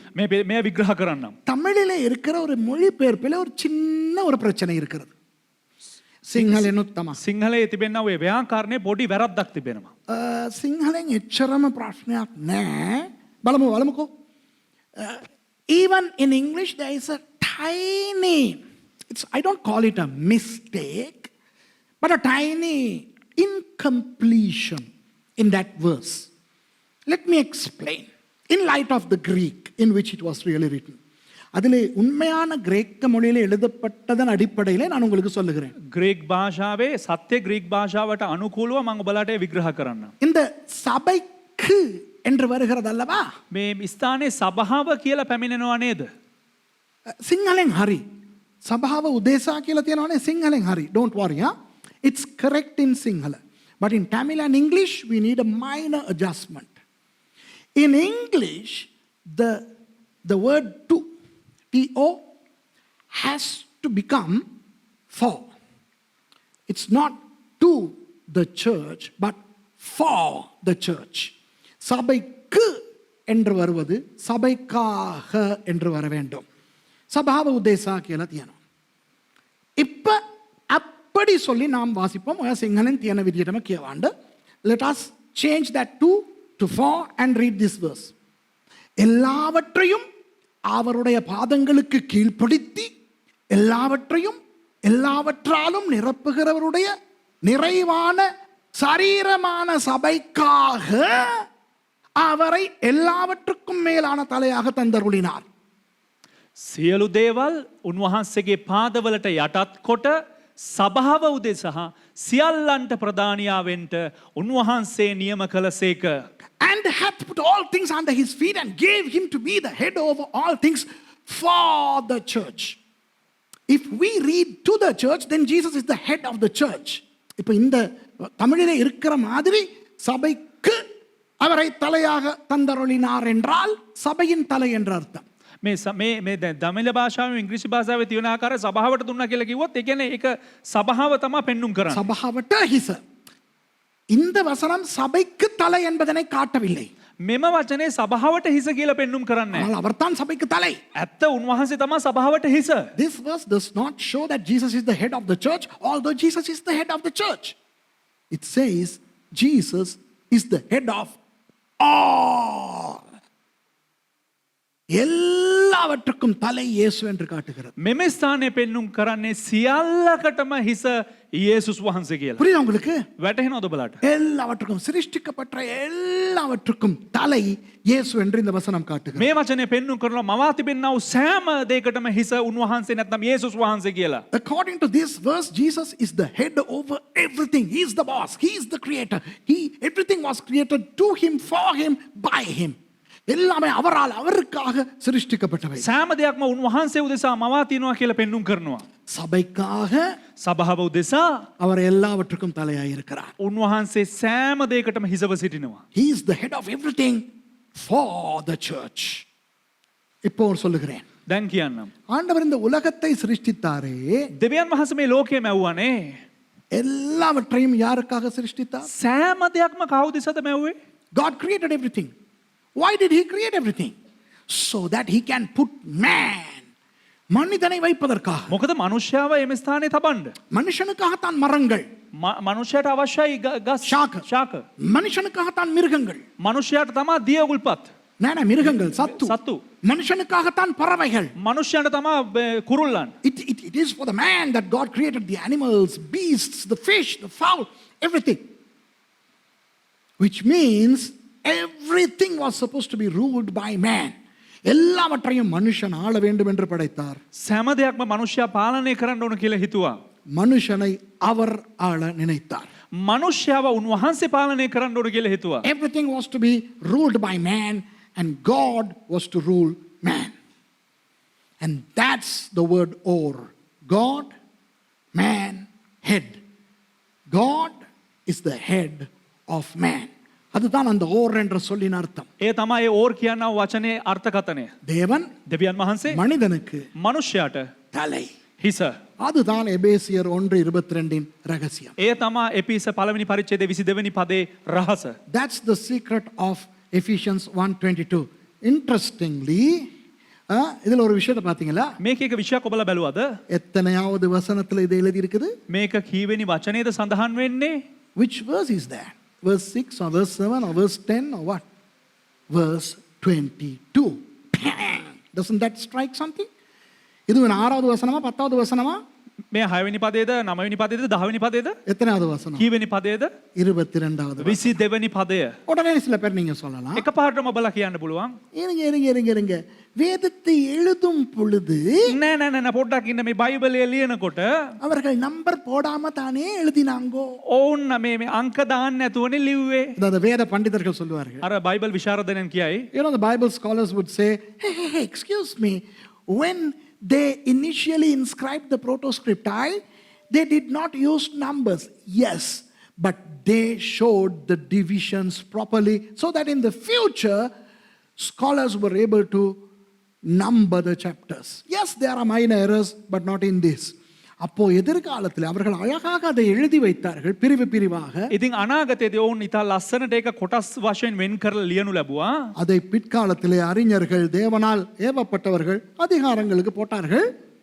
අනාගතයේදී ඒ කියන්නේ විද්වතුන් විසින් ඒක හරියට ඒක ඕඩරේට ලියනු ලැබුවා. ஒரு சில குழப்பங்கள் இருக்கலாம், ஆனால் இந்த அதிகாரத்தில் அப்படி கிடையாது. සමහරක් නොගැලපී මේ වගේම කොළොප්පම් සහගත දේවල් තියෙනවා. නමුත් මේ පරිච්ඡේදය තුල එහෙම දෙයක් නැහැ. ஆகவே எல்லாவற்றையும் ஆண்டவர் நேர்த்தியாய் முடித்திருக்கிறார். ඉතින් දෙවියන් වහන්සේ හරියට නියමව හැම දෙයක්ම නිමා කරලා තිබෙනවා. God has perfectly compiled the word of God in a miraculous way. Let's go to the next slide. அடுத்த ஸ்லைடுக்கு போவோம். අපි අනිත් ස්ලයිඩ් එකට යමු. யாக்கோபு புத்தகத்தில் ஒரு வசனத்தை நான் காட்ட விரும்புகிறேன். යාකෝබ් පොතෙන් එක වචනයක් ඔබලාට පෙන්වන්න කරන්න කැමති වෙනවා. 17வது வசனம். 17 වෙනි පදය. Let's read James chapter 1 and verse 17. It is on the screen, so let's all read it. இது திரையில இருக்கிறது, ஆகவே எல்லாரும் வாசிப்போம். තිරේ තිබෙන දේ අපි සෑම දෙනාම කියවමු. நன்மையான எந்த ஈவும் பூரணமான எந்த வரமும் பரத்திலிருந்து உண்டாகி சோதிகளின் பிதாவினிடத்திலிருந்து இறங்கி வருகிறது. அவரிடத்தில் யாதொரு மாறுதலும் யாதொரு வேற்றுமையின் நிழலும் இல்லை.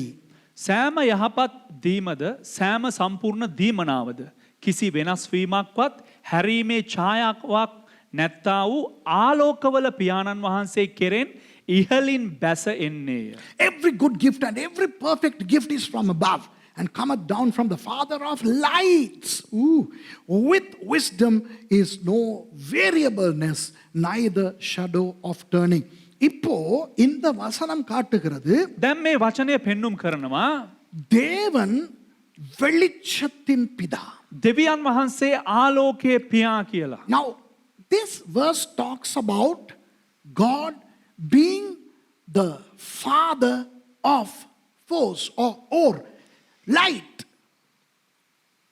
இப்போ தேவன் வெளிச்சத்தின் பிதா என்றால் දෙවියන් වහන්සේ ආලෝකයේ පියානම් தேவன் நம்முடைய பிதா என்றால் දෙවියන් වහන්සේ අපගේ පියාව සිටියානම් நாம் வெளிச்சத்தின் பிள்ளைகளாய் இருக்கிறோம். ஆமென். අපි ආලෝකයේ දරුවන් වශයෙන් සිටිනවා. ආමෙන්. If God is the father of lights and if he is our father, then we are the children of light.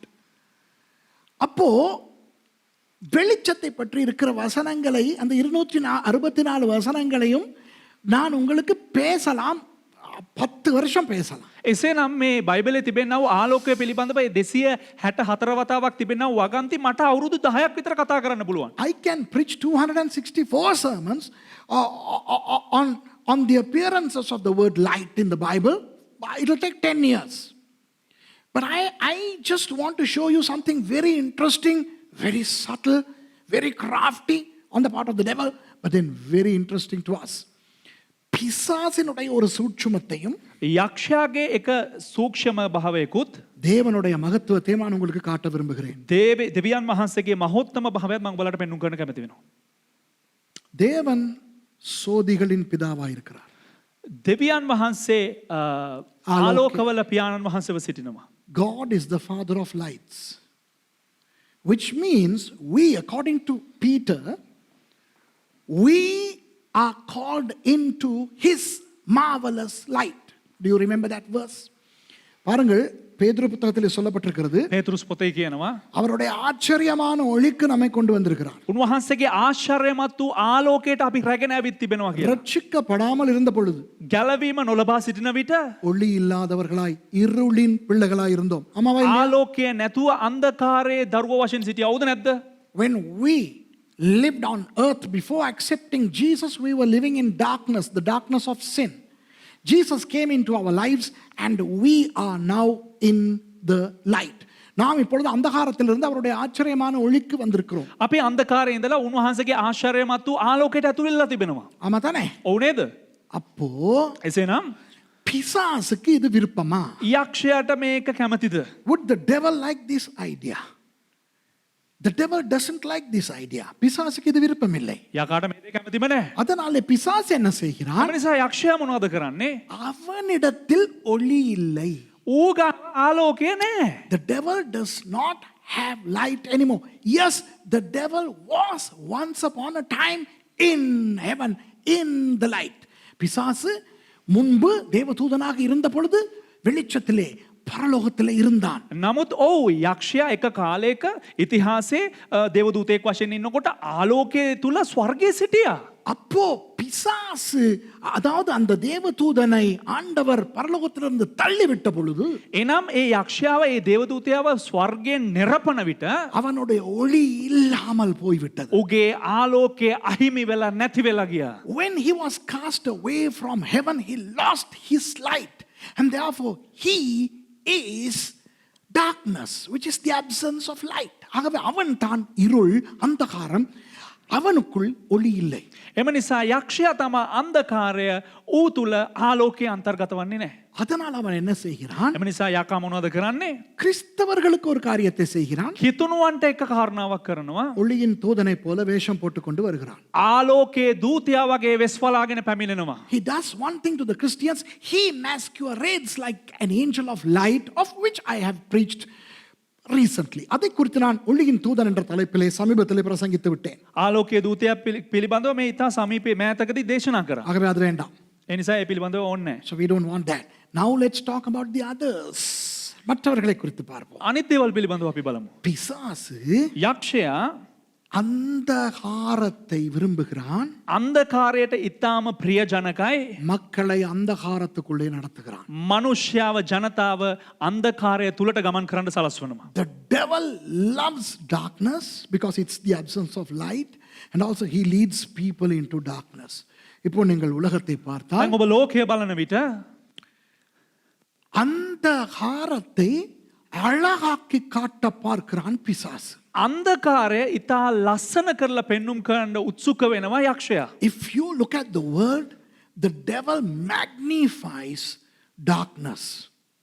The devil wants to glorify darkness. How?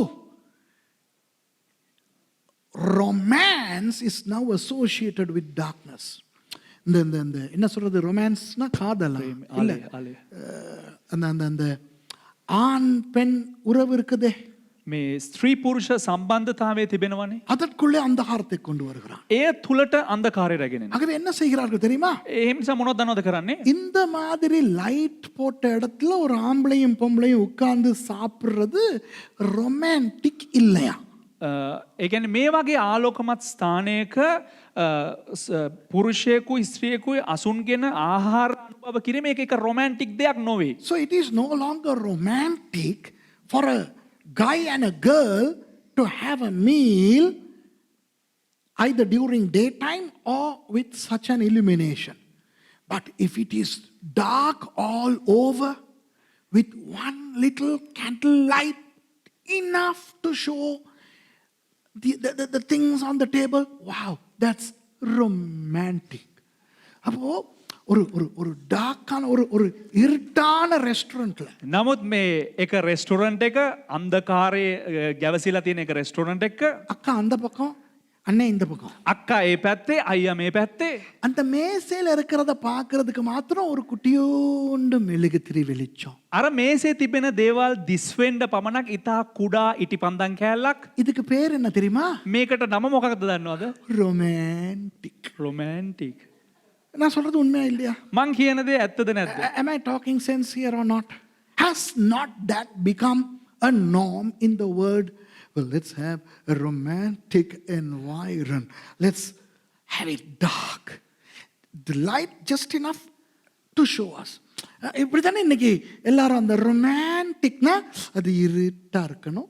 මේ ඉතින් මේ වගේ නේද අද ලෝකය ඇවිල්ලා ඒක රොමැන්ටික් වෙන්න ඕන, නිකන් අන්ධකාරේ කළුවරේ තියෙන්න ඕන. අන්ධකාරයකට හිමීට කියන්න ඕනේ, එතකොට ඒගොල්ලන්ට ඇහෙන්නේ නැහැ. ரொமான்டிக்கா இருக்கணும், ஆனா அங்கனே என்னத்தை எடுத்து வாயில வைக்கிறோம்னு தெரியறதுக்காக ஒரு மெழுகுத்திரியில வெளிச்சம். அது ஒரு சின்ன குட்டியோண்டு மெல்லிய மெழுகுத்திரி. ඉතින් මොනවද එතන දිස් වෙන්නේ, මොනවද කටේ තියන්නේ? මේ දේවල් පේන්න විතරක් අර මේ පොඩි ඉටිපන්දම් කැලා පොඩි එලියක්. இல்லைன்னா ஒரு சின்ன நைட் பல்பு சிகப்பு கலர்ல போட்டு வச்சிருப்பாங்க, சும்மா அப்படி ரொமான்டிக்கா. நான் சொல்றது ஆமாவா இல்லையா? නැත්තම් අර පොඩි මේ රතු විදුලි බුබුලක් අර මේ රොමැන්ටික් ගතිය පෙන්නෙන්න එතන තියෙනවා. මං කියන දේ ඇත්තද නැද්ද? Am I talking sense here? அதோட இந்த நிறைய பேர் ரொமான்டிக் வாக் போறதுக்கு எப்ப விரும்புவாங்க தெரியுமா? ඉතින් මේ බොහෝ දෙනෙක් මේ රොමෑන්ටික් ලෙස මේ ගමන් කරන්න මේ කොයි වෙලාවටද දන්නවද කැමති වෙන්නේ? பட்ட பகல் 12 மணிக்கு போக விரும்ப மாட்டாங்க. මේ පට්ට දවල් 12ට යන්න කැමති වෙන්නේ නැහැ. Nobody wants to have a romantic stroll at 12 noon. When it is dark, you just have enough light to show where you are going. That's when you want to just have a romantic walk. விலங்குதா அந்த இருட்டா இருக்குது, அந்த எங்க போறோம்னு தெரியறதுக்கு மாத்திரம் light இருந்தா போதும். ඉතින් මේ රොමෑන්ටික් වශයෙන් ගමන් කරන්න කොයි වෙලාවද කැමති? ඉතා මේ අන්ධකාරයේ තමන්ගේ මේ ගමන් කරන දේවල් පේන්න පමණක් තියෙන ඒ ආලෝකයේ ගමන් කරන එක තමයි උන් රොමෑන්ටික් වෝක් කියලා සඳහන් කරන්නේ. பிசாசு என்ன செய்திருக்கிறான்? ඉතින් යක්ෂයා මොනවද කරලා තියෙන්නේ? இருளை மகிமைப்படுத்துகிறான். අන්ධකාරයට මහිමය ලබා දීලා So තිබෙනවා. the devil has abstractly glorified darkness. இப்போ நான் உங்களுக்காக நான் எழுதியிருக்கிறேன் அந்த பேப்பரில், இதை நீங்கள் வாசிக்க முடியும்னா நீங்கள் வாசிங்க. இப்போ மனோ தத்துவத்தை எடுத்து பார்த்தால் මනෝවිද්‍යාවට අනුකූලව மனித மூளைக்குள்ளே මනුෂ්‍යයාගේ මොළය තුළ அது நாங்கள் சொல்லுவோம் the dark triadன்னு சொல்லி, அந்த அந்தகார முக்கோணம் மனிதனுடைய மூளையிலே இருக்கிறது. මනුෂ්‍යයාගේ එක ස්තරයක් තිබෙනවා. ඒ කියන්නේ මොළයේ අන්ධකාර කොටසක්. ඒකේ ஜில்பி තුනක් තියෙනවා. ஓகே, அதுல 3 කාණ්ඩ ஜில்பி තුනක් இருக்கிறது. තිබෙනවා. இதை வாசிக்க முடியும், நான் வாசிக்க. ஒன்று வந்து narcissism. narcissism එකක්. Narcissism is number one. Those of you who know psychology, you know what I'm talking about. Actually, this comes from a Greek religious. There was a Greek god called Narcissus who saw his reflection in the water and he fell in love with his own self. இந்த பெயர் எப்படி வந்ததுன்னா, நார்சிஸ்னு ஒரு கிரேக்க தெய்வம் இருந்துச்சாம். මේ නම කොහොමද ආවේ කියලා කිව්වොත් narcissus කියලා එක ග්‍රීක් දෙවි කෙනෙක් ඉඳලා තියෙනවා. அந்த கிரேக்க சாமி ஒரு நாள் தண்ணியில தண்ட மூஞ்ச பார்த்துச்சான். ඒ ග්‍රීක දෙයියා තමාගේ මූණ දවසක් මේ ජලයේ ඉස්මතේ ප්‍රතිරූපය දැක්කලු. அதை பார்த்தோன்னா அந்த பார்த்து தன்னுடைய உருவத்து மேலேயே அதுக்கு காதல் வந்துருச்சான். ඉතින් ඒ තමාගේ ප්‍රතිරූපයේ ජලයේ දිස්වන විට ඒ ප්‍රතිරූපයට එක ආදරයක් ඒ දෙයියට ආවලු. So this narcissism, for those of you who know psychology, is not really egocentricism.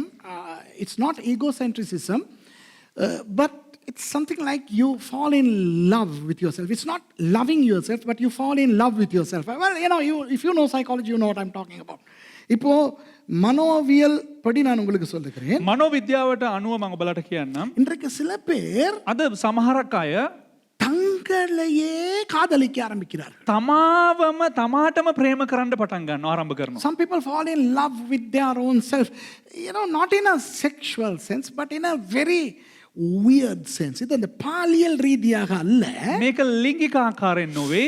தங்களை குறிச்சி ஒரு பெரிய ஒரு என்ன சொல்றது, இது அந்த நான் என்ற அகந்தையை பத்தி பேசல. මේ කියන්නේ මේක කොහොම විග්‍රහ කරන්න දන්නේ නැහැ. ඒ කියන්නේ තමන් ගැන එක විකාර වූ, ඒ කියන්නේ මේ මමත්වය නෙවෙයි.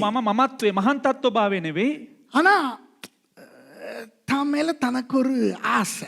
හැබැයි තමන්ට තමා ගැන නිකන් එක මේක විකාර වූ ආසාවක්. அப்ப இவங்க வந்து என்ன செய்வாங்கன்னா, கண்ணாடி முன்னுக்கு நின்று தங்களை நிறைய ரசிப்பாங்க. ඉතින් මේ වගේ අය මොනවද කරන්නේ? කණ්ණාඩි ඉස්සරහට ඇවිල්ලා තමාව මේ රස විඳිනවා. ஐயோ கண்ணாடி முன்னுக்கு போகாதன்னு நான் பிரசங்கம் பண்றேன் நினைக்காதீங்க, நானே கண்ணாடி முன்னுக்கு நின்று தான் வர்றேன். අනේ හිතන්න එපා මේ ආයේ කණ්ණාඩිය බලන්න ඕන එපා කියලා මම දේශනා කළා. මමත් මේ කණ්ණාඩිය ගාව ඉස්සරින් ඉඳලා තමයි ඇවිල්ලා තියෙන්නේ. So these are the people who just look at the mirror. It's like, mirror, how do you think I am?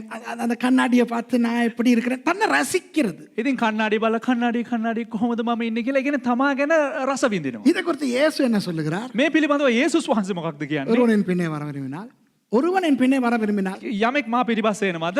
அம்மா அப்பா மம்மி டாடி அண்ணா அக்கா தம்பி தங்கச்சி பொண்டாட்டி பிள்ளை எல்லாத்தையும் விட்டு கடைசியில் திரும்ப சொல்றாரு, தன்னைத்தானே வெறுத்து விட்டு வரணும்.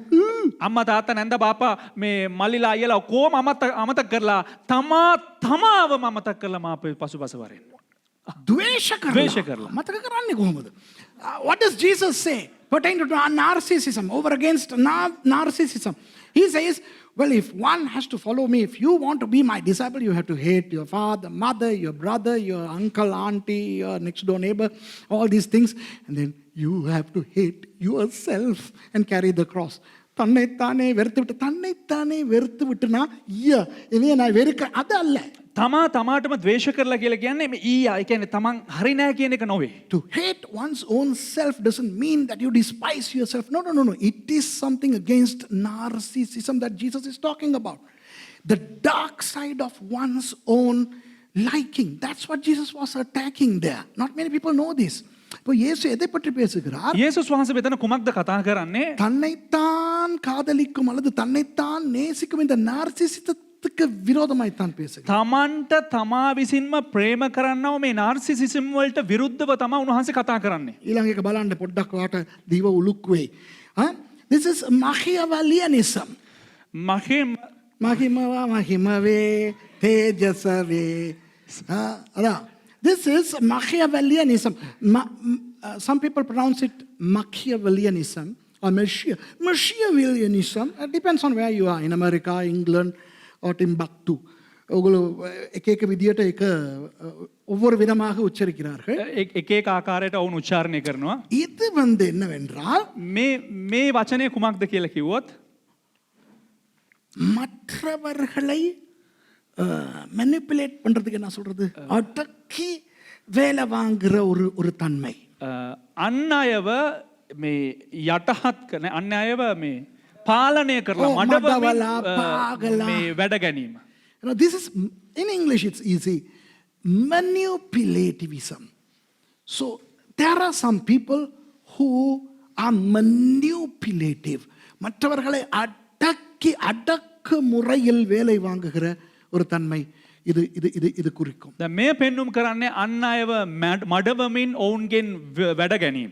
ஒரு பயங்கரமான விஷயம் என்ன தெரியுமா? එක භයානක වූ විෂයක් කුමක් දන්නවද? இந்த தன்மை கொண்ட ஊழியக்காரர்களும் தலைவர்களும் கூட உண்டு. මේ තත්වයේ තිබෙන්නා වූ නායකයනුත් ඒ වගේම දේව සේවකයනුත් සිටිනවා. Sadly, there are leaders in the kingdom of God, even pastors, who are very manipulative. That's the hard shepherding. மக்களை அவர்கள் அடக்கி சர்வாதிகார முறையிலே நடத்துகிற ஒரு தன்மை. ඉතින් සමහරක් අය දේව සේවකයන් සිටිනවා ජනතාව යටහත් කරලා තමන්ට තිබෙන ਸਰව අධිකාරී බලයෙන් කටයුතු කිරීම. இப்போ ஜனங்களை முன்னாலே அனுப்பி பின்னால் வந்து இப்படி போ அப்படி போ இப்படி போ எங்க திரும்பாத இங்க திரும்பாத அப்படி ஒரு மாடு மேய்க்கிற தன்மை உள்ள தலைவர்கள் உண்டு.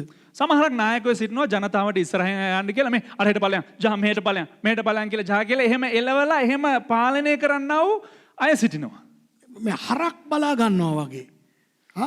There are people who, like cattle herders, they go behind the people, sending the people in the front. So the front line people are his people. He is at the back. He's very manipulative, very bossy. He's not a leader. Maybe he's a manager, but he's not a leader. இவர் ஒரு தலைவர் கிடையாது. ඔහු නායකෙක් නොවේ.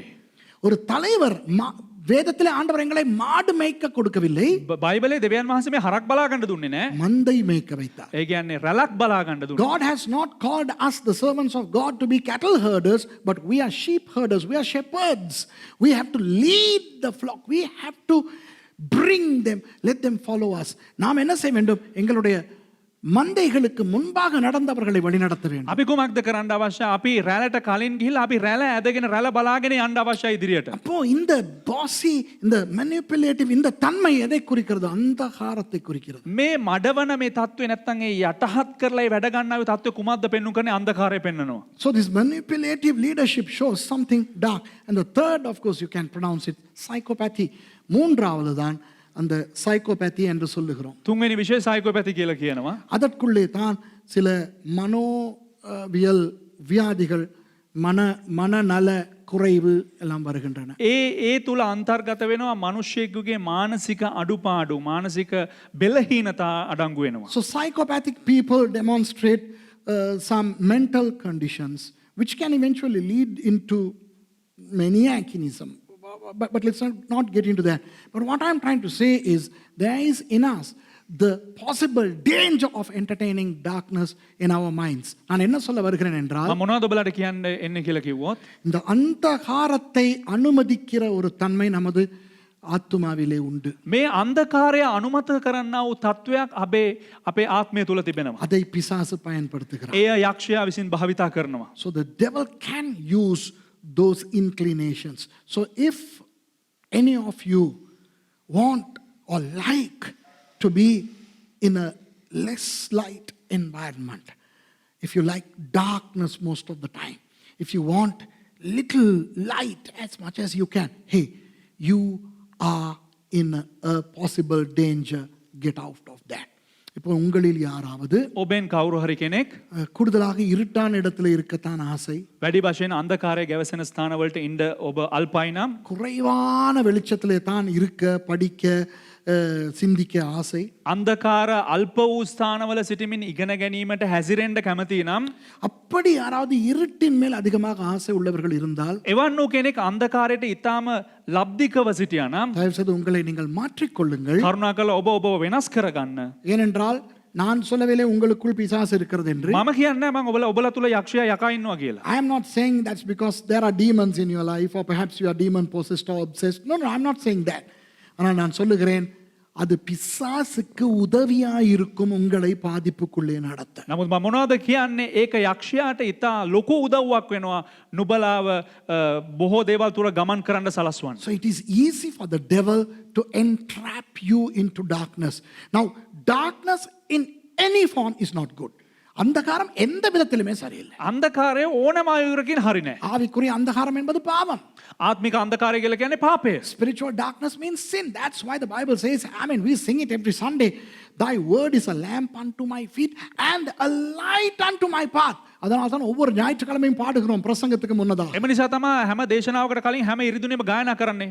உன் வசனம் என் கால்களுக்கு தீபமும் ඔබ වහන්සේගේ වචන මාගේ පාදයන්ට පහනක්, என் பாதைக்கு வெளிச்சமுமாயிருக்கிறது. මගේ මාර්ගයන්ට ආලෝකයක් වෙනවා அது කියලා. ஆவிக்குரிய வெளிச்சம். එය ආත්මික ආලෝකයක්. அது மாதிரியே ඒ වගේම சுபாவ அந்தகாரத்தையும் நீங்கள் விரும்பாதீர்கள். ස්වභාවික අන්ධකාරයට නිකන් ඇල්මක් දක්වන්න එපා. On the same token, don't have inclination towards physical darkness. Start despising nightlife. In many parts of the world, nightlife has gained momentum since after the Second World War. இரண்டாவது உலக யுத்தம் முடிந்ததுக்கு பிறகு දෙවනි ලෝකයේ යුද්ධය හමාර වුණාට පස්සේ இந்த உலகத்திலே பல பெரிய பெரிய நகரங்கள் இருட்டுக்கு ரொம்ப ஆசையாய் ஆரம்பித்து விட்டன. ලෝකයේ බොහෝ ප්‍රසිද්ධ නගර මොනවද කරන්න පටන් ගත්තේ? ඔවුන් රාත්‍රී කාලයට ඉතා ආශාවෙන් පටන් ගත්තා. ஆகவே இந்த நைட் லைஃப் அதெல்லாம் கூடாது. එනිසා මේ රාත්‍රී කාල ජීවිත ඒවා හරියන්නේ නැහැ. அதுக்காக ராத்திரி ஒண்ணுமே பண்ணாதீங்க, எல்லாம் நல்லா லைட் போட்டுக்கிட்டு பண்றத பண்ணுங்க. වෙලඟිල්ල. ඒ කියන්නේ මේ රැට එහෙම නම් බලද්දී මේ ඉර වහිනකොටම නිදා ගන්න ඕනේ. එහෙම නෙවෙයි මං කියන්නේ. අප සූර්යයන් අස්තමිக்கும் போதே தூங்க. அப்படி இல்ல. හොඳට ලයිට් දාගෙන කරන දේවල් කරන්න කියලා කියනවා. Have a lot of light. Start loving light. Start despising darkness even in a physical sense. எங்களுடைய சாதாரண அன்றாட வாழ்க்கையிலே கூட අපේ එදිනෙදා ජීවිතයේදී පවා இந்த இருளை முடிந்த அளவு நாம் ஒதுக்கிக் கொள்வது நல்லது. මේ අන්ධකාරය පුළුවන් අන්ධකාරය තුලින් පුළුවන් තරම් දුරට දුරස් වෙන එක හොඳයි. என்றால் யாக்கோபு 1:17 சொல்லுகிறது, මොකද යාකෝබ පොතේ පළවෙනි පරිච්ඡේදයේ 17 වෙනි පදේ කියනවා சோதிகளின் அல்லது வெளிச்சத்தின் பிதாவினிடத்திலிருந்து எல்லா நல்லதும் வருகிறதாம். பாருங்க. ආලෝකවල පියාණන් වහන්සේ කෙරෙන් සෑම යහපතක්ම එනවා කියලා. According to James 1:17, the father of lights, from who proceedeth all good things, which means all bad things come from the father of darkness, the devil. அப்படியானால் එසේනම් எல்லா தீமையானவையும் සෑම නපුරු දේම அந்தகாரத்தின் பிதாவாகிய பிசாசினால் வருகிறது. අන්ධකාරයේ පියා වූ යක්ෂයා තුලින් පැමිණෙනවා. இப்போ இந்த 22யும் வெளிச்சத்தையும் சம்பந்தப்படுத்தும் பொழுது දැන් මේ 22යි ආලෝකයයි සම්බන්ධ කරන විට நான் உங்களுக்கு சொல்லிக் கொடுத்தேன் கடந்த ஞாயிற்றுக்கிழமை. ගිය ඉරුදින මම ඔයාලට කියලා දුන්නා. யோவான் புத்தகத்திலே இந்த வெளிச்சம் என்ற சொல் 22 தடவை வருகிறது.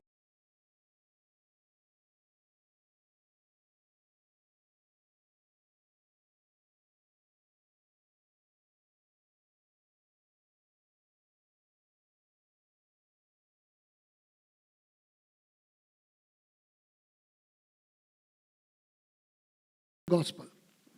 Amazing. This is not coincidence. It's corroborativeness as inspired by the Holy Spirit. இது தற்செயல் அல்ல. මේ නිකන් ඉබේටම සිද්ධ වුණ දෙයක්, අහම්බෙන් සිද්ධ වුණ දෙයක් නෙවෙයි. பரிசுத்த ஆவியானவர் தானே எழுதி இருக்கிறார். ශුද්ධාත්මයන්න් වහන්සේ ලියා තිබෙන්නේ அழகாக அதை இணைத்திருக்கிறார். එය ලස්සනට අන්තර්ගත කොට තිබෙනවා. வெளிச்சம் என்ற சொல் ආලෝකයේ යන පදය யோவான் புத்தகத்திலே 22 தடவை வருகிறது. යොහාන් පොතේ 22 වතාවක් අන්තර්ගත වෙනවා. the word light appears 22 times in the Gospel of John. Now, why, you may ask, that I am concentrating on John, not Matthew, Mark or Luke? நீங்கள் கேட்கலாம், ඔබ අහන්න පුළුවන් ஏன் மத்தேயு மார்க்கு லூக்கை விட்டுட்டீங்க, ஏன் யோவானுக்கு மட்டும் போறீங்க? ඇයි මතෙව් මාක් ලූක් කියන පොත් අතහැරලා යොහන් පොතට යන්නේ කියලා. நமக்கெல்லாம் தெரியும், අපි සියලු දෙනාටම දන්නවා மத்தேயுவில் இயேசு ராஜா, මතෙව් පොතේ සනිටුවන් වෙන්නේ යේසුස් වහන්සේ රජ කෙනෙක් හැටියට. மார்க்கில் இயேசுவானவர் ஊழியக்காரர், මාක් පොතේ යේසුස් වහන්සේ සේවකයා. லூக்காவில் அவர் மனுஷகுமாரன். ලූක් පොතේ උන්වහන්සේ මනුෂ්‍ය පුත්‍රයා. We all know that in the synoptic gospels, Jesus is the king in Matthew, servant in Mark, and son of man or man in Luke.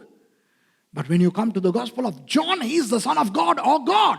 ஆனால் யோவானுக்கு நீங்கள் வரும் பொழுது, නමුත් ඔබ යොහාන්ගේ සුභාරංචියට පැමිණෙන විට இயேசு தேவகுமாரனாக அல்லது தேவனாய் இருக்கிறார். යේසුස් වහන්සේ දේව පුත්‍රයා හැටියට ඒ වගේම දෙවියන් වහන්සේ හැටියටත් සිටිනවා. யோவான் முதலாவது அதிகாரத்துக்கு போவோம். යොහාන් පළවෙනි පරිච්ඡේදයට අපි පෙරලා ගනිමු. முதலாவது வசனத்திலிருந்து வாசிப்போம். පළවෙනි පදයේ සිට අපි කියවමු. Let's go to John chapter 1 and let's read from verse 1. இப்போ நீங்க கிரீக்ல அதை திறந்து வச்சிருக்கீங்க, தேவையில்லை.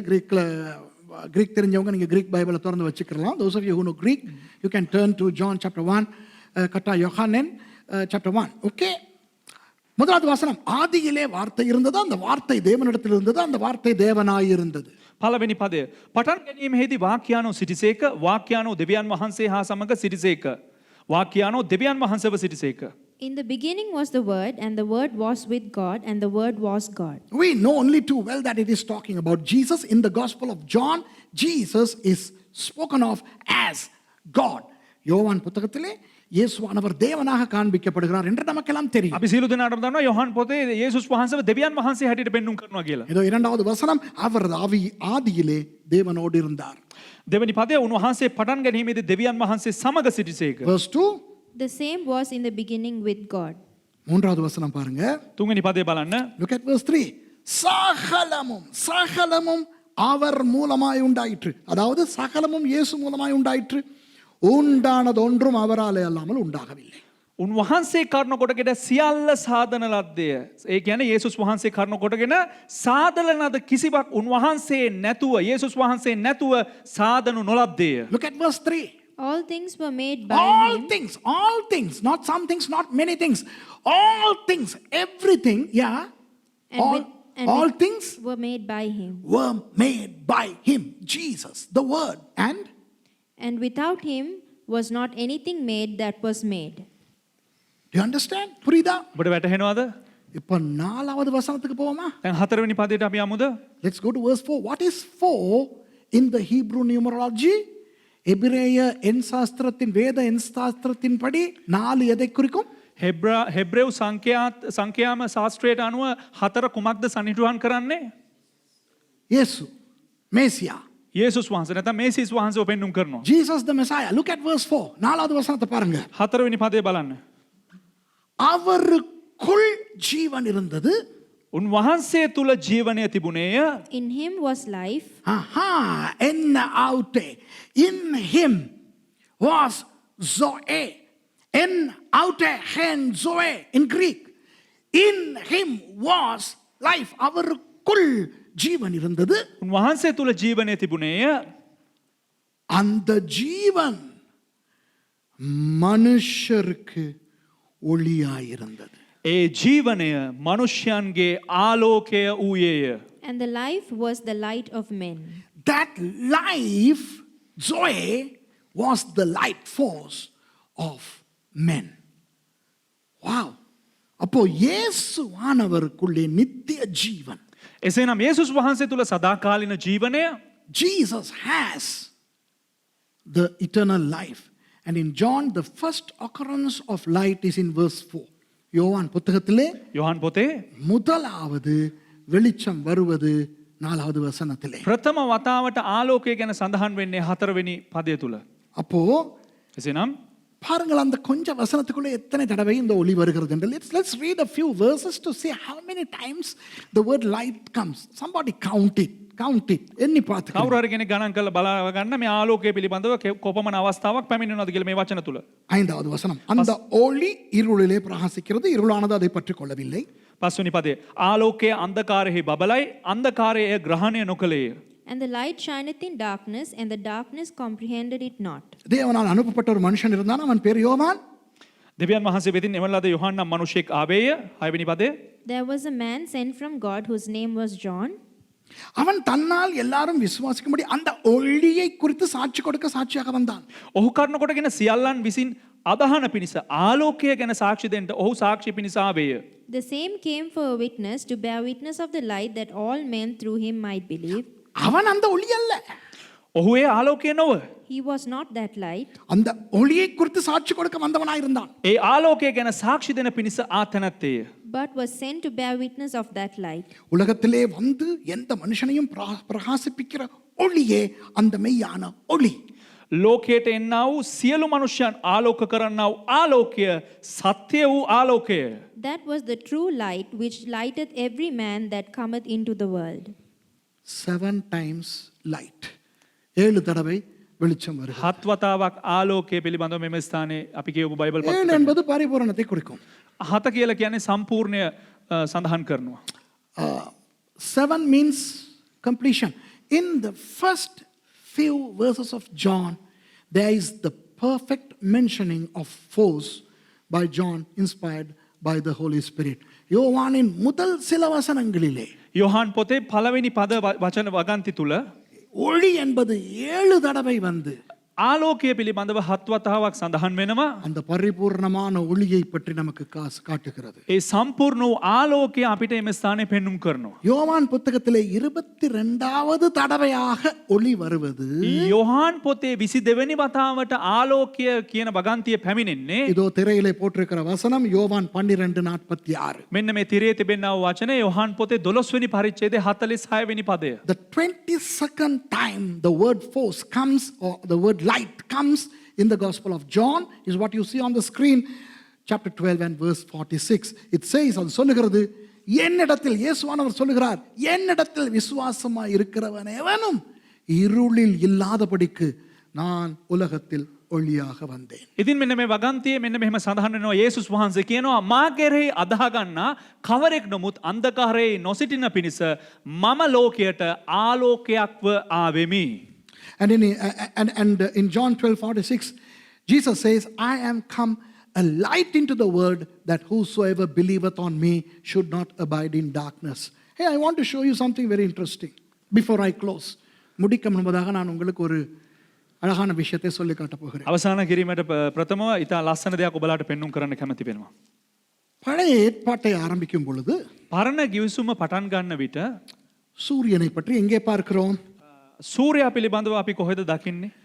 சில வசனங்களை வாசிப்போம். யோவான் 1வது அதிகாரத்திலே போல எத்தனை தடவை வெளிச்சம் வருகிறது என்று உங்களுக்கு காட்ட போகிறேன். යොහන් පළවෙනි පරිච්ඡේදයේ වගේ මෙම ස්ථානෙත් ආලෝකය පිළිබඳව කී වතාවක් එනවද කියලා ඔබලාට පෙන්눔 කරන්න. Turn with me to Genesis chapter 1, and just like the way I showed you as to how many times you saw light in John chapter 1, I'm going to show you how many times light is found in, let's not count, but look at the frequency of the expression or in Genesis 1. எண்ணி பார்க்க வேண்டிய அவசியம் கிடையாது. 8 தடவை வருது.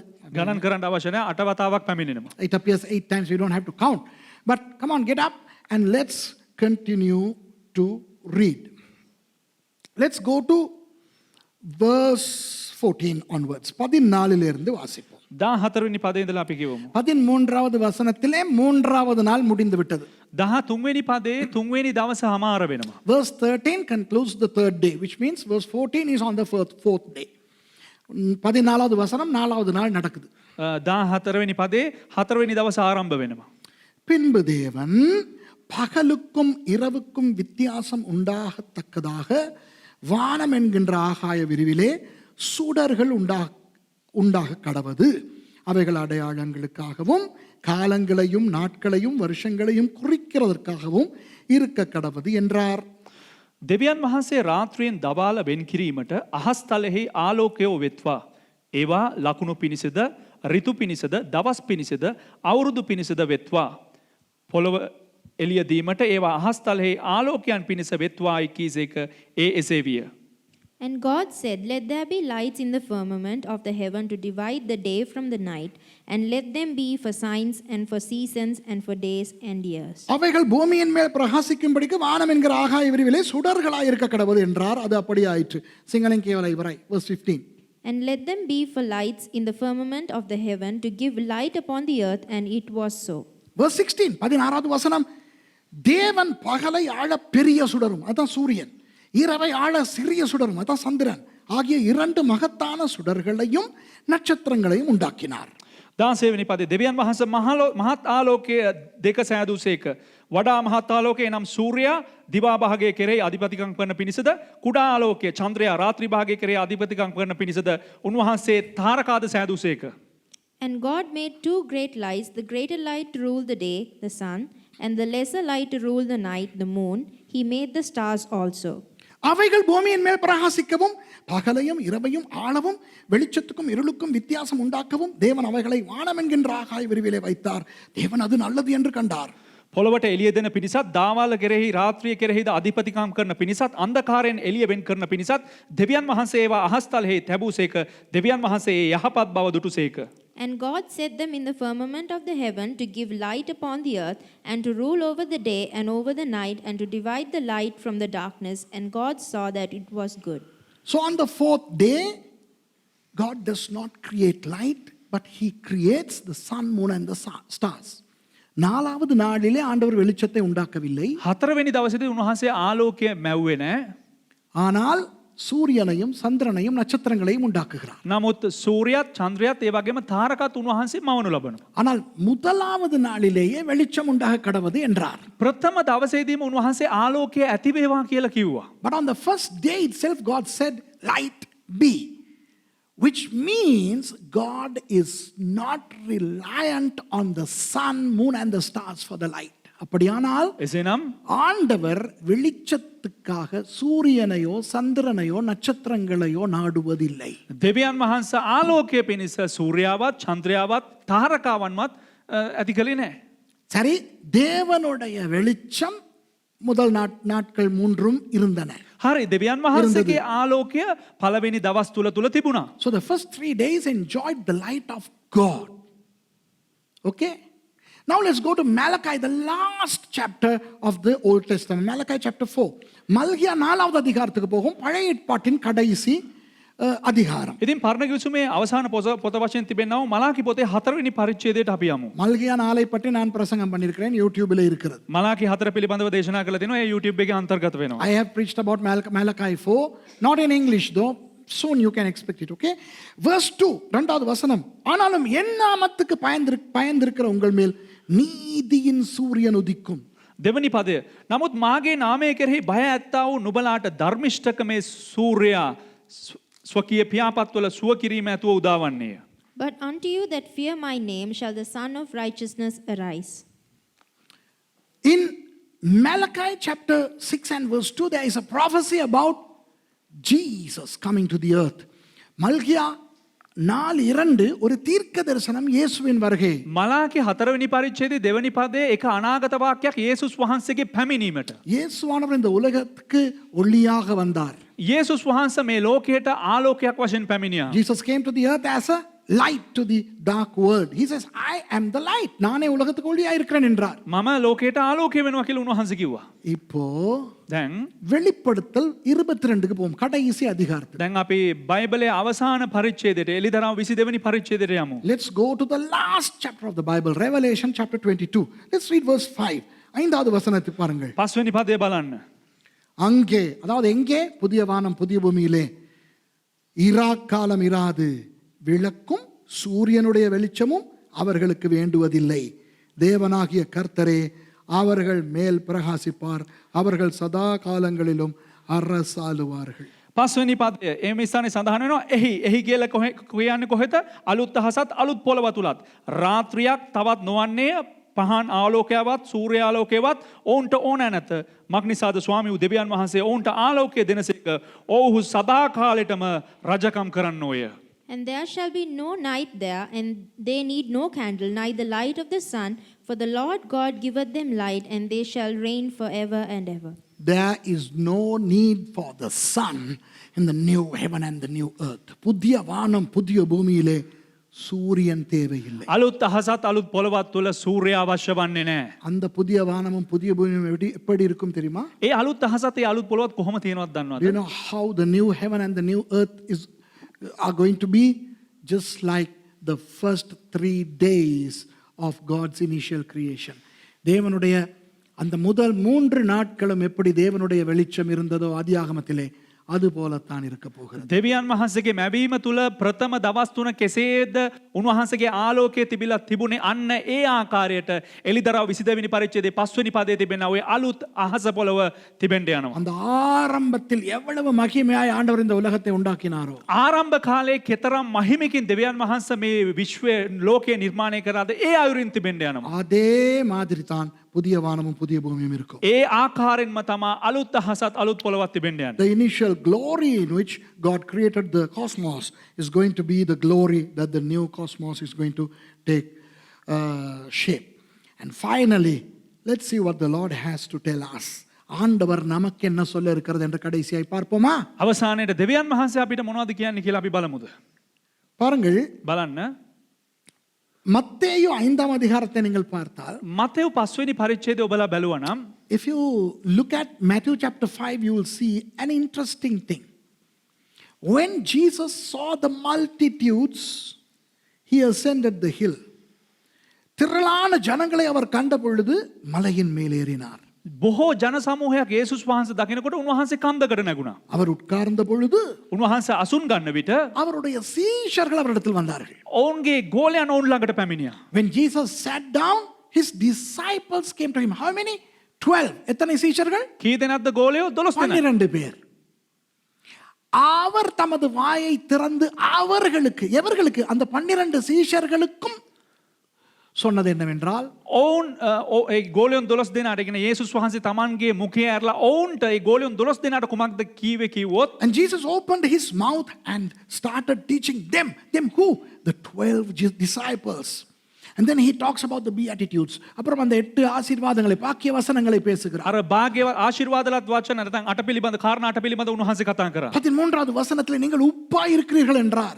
13 වෙනි පදේ උන්වහන්සේ කියන නුඹලා ලෝකයට ලුණුව සිටිනවා කියලා. And in verse 13 he tells his disciples, you are the salt of the earth. Look at verse 14. 14வது வசனத்தை பாருங்கள். 17 වෙනි පදේ බලන්න. நீங்கள், නුඹලා, you, who are the you? யார் அந்த நீங்கள்? කවුද ඒ නුඹලා? திரளான ஜனங்களா? බොහෝ සමූහයන්ද? இல்லை, නෑ. சீஷர்கள். ගෝලයන්. எல்லாம் சொல்லுங்க, யார் அந்த நீங்கள்? சீஷர்கள். සෑම දෙනාම කියන්නේ කවුද ඒ නුඹලා? ගෝලයන්. So who are the ye there? The multitudes? No, the multitude showed up later. But the ye in Matthew chapter 5 verse 14 were the disciples. Ye, the disciples, are the light of the world. நீங்கள் உலகத்துக்கு வெளிச்சமாயிரு. නුඹලා ලෝකයේ ආලෝකය. எத்தனை பேர் உலகத்துக்கு வெளிச்சம் அந்த நேரத்தில்? එදා ඉඳලා කී දෙනෙක්ද ලෝකයට ආලෝකය වශයෙන් සිටින්නේ? முதல் இயேசு உலகத்துக்கு நீங்கள் வெளிச்சம் என்று சொன்னது எத்தனை பேருக்கு? ප්‍රථම වතාවට යේසුස් වහන්සේ නුඹලා ලෝකයට ආලෝකය කියලා කිව්වේ කී දෙනායිටද? 12 பேருக்கு. 12 දෙනෙකුට. To how many people did Jesus say you are the light? The first time 12 people. That's why I say 22 multiplied by 12 is 264. அதனால தான் நான் உங்களுக்கு ஆரம்பத்தில் இருந்து சொல்லிக் கொண்டிருக்கிறேன். 22 12ஆல் பெருக்கினால் 264 வருகிறது. ඒ නිසා තමයි මම ඔබලාට පටන් ගැනීම ඉඳලා කියන්නේ 22 වැඩි කරා නම් 12න් උත්තරය 264යි. அத்தனை தடவை வெளிச்சம் வருகிறது. ඒතර එපමණ වතාවක් ආලෝකය පැමිණෙනවා. That's the number of times where the word light appears in the Bible. So you are the light of the world. A city that is set on a hill cannot be hid. மலையின் மேல் இருக்கிற பட்டணம் மறைந்திருக்க மாட்டாது. කන්දක් මුදුනේ තිබෙන නුවරක් සංගවන්නට නොහැකිය. கிறிஸ்தவர்கள் மறைந்திருக்க முடியாது. சீஷர்கள் மறைந்திருக்க முடியாது. කිතුණුවන් නැත්තම් ගෝලයන් සැඟවිලා ඉන්න බෑ. அவர்களை பார்க்க தெரியும். ඔවුන්ව බලනකොටම පේනවා. ஏன் நாம் தான் வெளிச்சமாய் இருக்கிறோம். ඇයි කිව්වොත් අපි තමයි ලෝකයට ආලෝකය. அப்போ நீங்கள் அந்தகாரத்தில் இல்லை இனி. එසේනම් ඔබලා තවත් අන්ධකාරය තුල නැහැ. You are no longer in the darkness. The darkness of sin, the darkness of secrecy, the darkness of demonism. These are all, they have all been eradicated, eliminated from our lives. இந்த பிசாசின் அந்தகாரம், යක්ෂයාගේ අන්ධකාරය, பாவத்தின் அந்தகாரம் පාපයේ අන්ධකාරය நம்முடைய வாழ்க்கையிலிருந்து அகன்று போய்விட்டது. අපේ ජීවිතෙන් ගැලවිලා ඉවත් වෙලා යනවා. வெளிச்சமாகிய தேவன் ආලෝකයේ දෙවියන් වහන්සේ நம்மையும் வெளிச்சமாக்கி விட்டார். අපිවත් ආලෝකයක් බවට පරිවර්තනය කරලා තිබෙනවා. God of lights, the Father of lights has illuminated us. ஆகவே நாம் இன்றைக்கு உலகத்துக்கு வெளிச்சமாய். එම නිසා අද අපි ලෝකයට ආලෝකයේ වශයෙන් සිටිනවා. நான் நினைக்கிறேன் இன்றைக்கு போதும். මම හිතනවා අදට ඇති කියලා. I think enough. Now I can talk about the light Oh my gosh, how many times does Jesus talk about light in the New Testament and the book of Revelation talks about light? எத்தனை தடவை இயேசுவானவரே வெளிச்சத்தை பற்றி பேசுகிறார். කොපමණ වතාවක් යේසුස් වහන්සේමද යේසුස් වහන්සේ ආලෝකය පිළිබඳව කතා எத்தனை කරා. தடவை வெளிச்சம் வெளிப்படுத்தின விசேஷத்தில் வருகிறது. කොපමණ වතාවක් එලිතරව පොතේ ආලෝකය ගැන සඳහන් වෙනවද? புதிய ஏற்பாட்டிலே மாத்திரம் 142 தடவை இந்த தெய்வமே. අලුත් ගිවිසුමේ තුල පමණ 140 දේවතාවක් සඳහන් වෙනවා. 142 times in the New Testament and 122 times in the Old Testament. 122 தடவை பழைய ஏற்பாடு. 120 දේවතාවක් පරණ ගිවිසුමේ සඳහන් වෙනවා. கடைசியா முடிக்கிறதுக்கு முதல்ல நிறைய எனக்கு வருது சொல்லணும்ட்டு. අවසාන කරන්න කලින් බොහෝ දේවල් පැමිණෙනවා මට කියන්න இதை ඕන කියලා. மட்டும் சொல்லி நாதா அனுமதியுங்கள் இதை மாத்திரம் சொல்லிவிட்டு முடிக்கிறேன். ස්වාමිනී මේ දේ විතරක් කියන්නම් අනුමතය ලබා දෙන්න. I want to show you one thing before I close. 122 times in the Old Testament. 122 தடவை பழைய ஏற்பாட்டிலே. 120 දේවතාවක් පරණ ගිවිසුම තුල. ஒன்று தேவனை குறிக்கும், එක දෙවියන් වහන්සේ සඳහන් කරනවා. ரெண்டு பிரிவை குறிக்கும், දෙක බෙදීම සඳහන් කරනවා. அடுத்த ரெண்டும் பிரிவை குறிக்கும். අනිත් දෙකත් බෙදීම සඳහන් කරනවා. One denotes God, two denotes separation, the other two denotes separation. So that's 1, 2, 2. ஒன்று ரெண்டு ரெண்டு. එකයි දෙකයි දෙකයි. இயேசுவானவர் යේසුස් වහන්සේ தேவனிடத்திலிருந்து பிரிந்து மனிதனாய் வந்தார். දෙවියන් වහන්සේගෙන් වෙන් වෙලා මිනිසෙක් හැටියට පැමිණියා. Jesus separated himself from God and he became man. Although he was God, he separated his deity and he came as a man. கடைசியிலே மனிதர்களால் வெறுக்கப்பட்டு மனிதர்களால் பிரிக்கப்பட்டார்கள். අවසානයේදී මිනිස්යන්ගෙන් නිග්‍රහවට පත් වෙලා නිග්‍රහ වෙලා මිනිස්යන්ගෙන් වෙන් වුණා.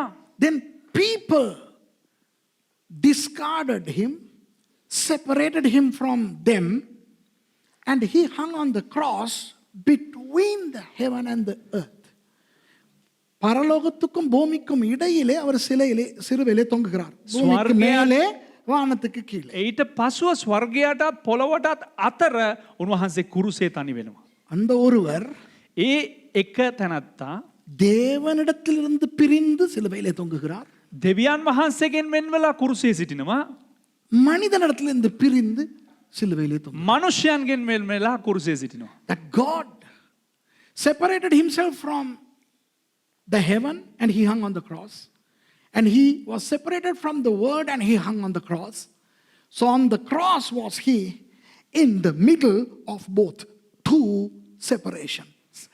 இரண்டு பிரிவுகளை இயேசு அனுபவித்தார். දෙවියන් වහන්සේ වෙන්වීම ඒ කියන්නේ දෙවතාවක් භුක්ති විඳිනු ලැබුවා. ஆனால் ஒன்றும் ரெண்டும் மூன்று அவர் உயிர்த்தெழுந்தார். නමුත් 1යි 2යි එකතු කිරීම 3 ඒක සඳහන් කරන උන්වහන්සේගේ උත්ථානය. But 1 plus 2 equals 3. Jesus rose again from the dead. 1 plus 2 plus 2 would be 5, the power of God. The resurrection has given us the power of God. ஒன்றும் ரெண்டும் ரெண்டும் 5. 5 என்பது தேவனுடைய வல்லமை. එක එකතු කිරීම දෙක එකතු කිරීම දෙක සමානයි උත්තරය 5 5 කියලා කියන්නේ දෙවියන් වහන්සේගේ බලය සනිටුවන් කරනවා. அவருடைய உயிர்த்தெழுந்த வல்லமையால் வெளிச்சத்தின் பிள்ளைகளாய் நாம் மாறியிருக்கிறோம். උන්වහන්සේගේ උත්ථානයේ බලය නිසා අපි ආලෝකයේ දරුවන් ලෙස මාරු වෙලා තිබෙනවා. இப்படி எத்தனையோ அதிசயங்கள் இருக்கின்றன. இப்படி எத்தனையோ அதிசயங்கள் මේ இருக்கின்றன. වගේ බොහෝ පුදුම දේවල් තිබෙනවා. There are so many mysteries in the Bible. Shall we all rise up to our feet and pray and thank the Lord for the wonderful light that he has given us. எங்களுக்கு கொடுத்த இந்த அருமையான வெளிச்சத்துக்காக எழுந்திருந்த ஆண்டவருக்கு நன்றி செலுத்தி ஜெபம் செய்து முடிப்போம். දෙවියන් වහන්සේ අපිට දීලා තිබෙනවා මේ ලස්සන ආලෝකයට අපි උන්වහන්සේට ස්තුති කරලා අපි යාඥා කරලා හමාර කරමු.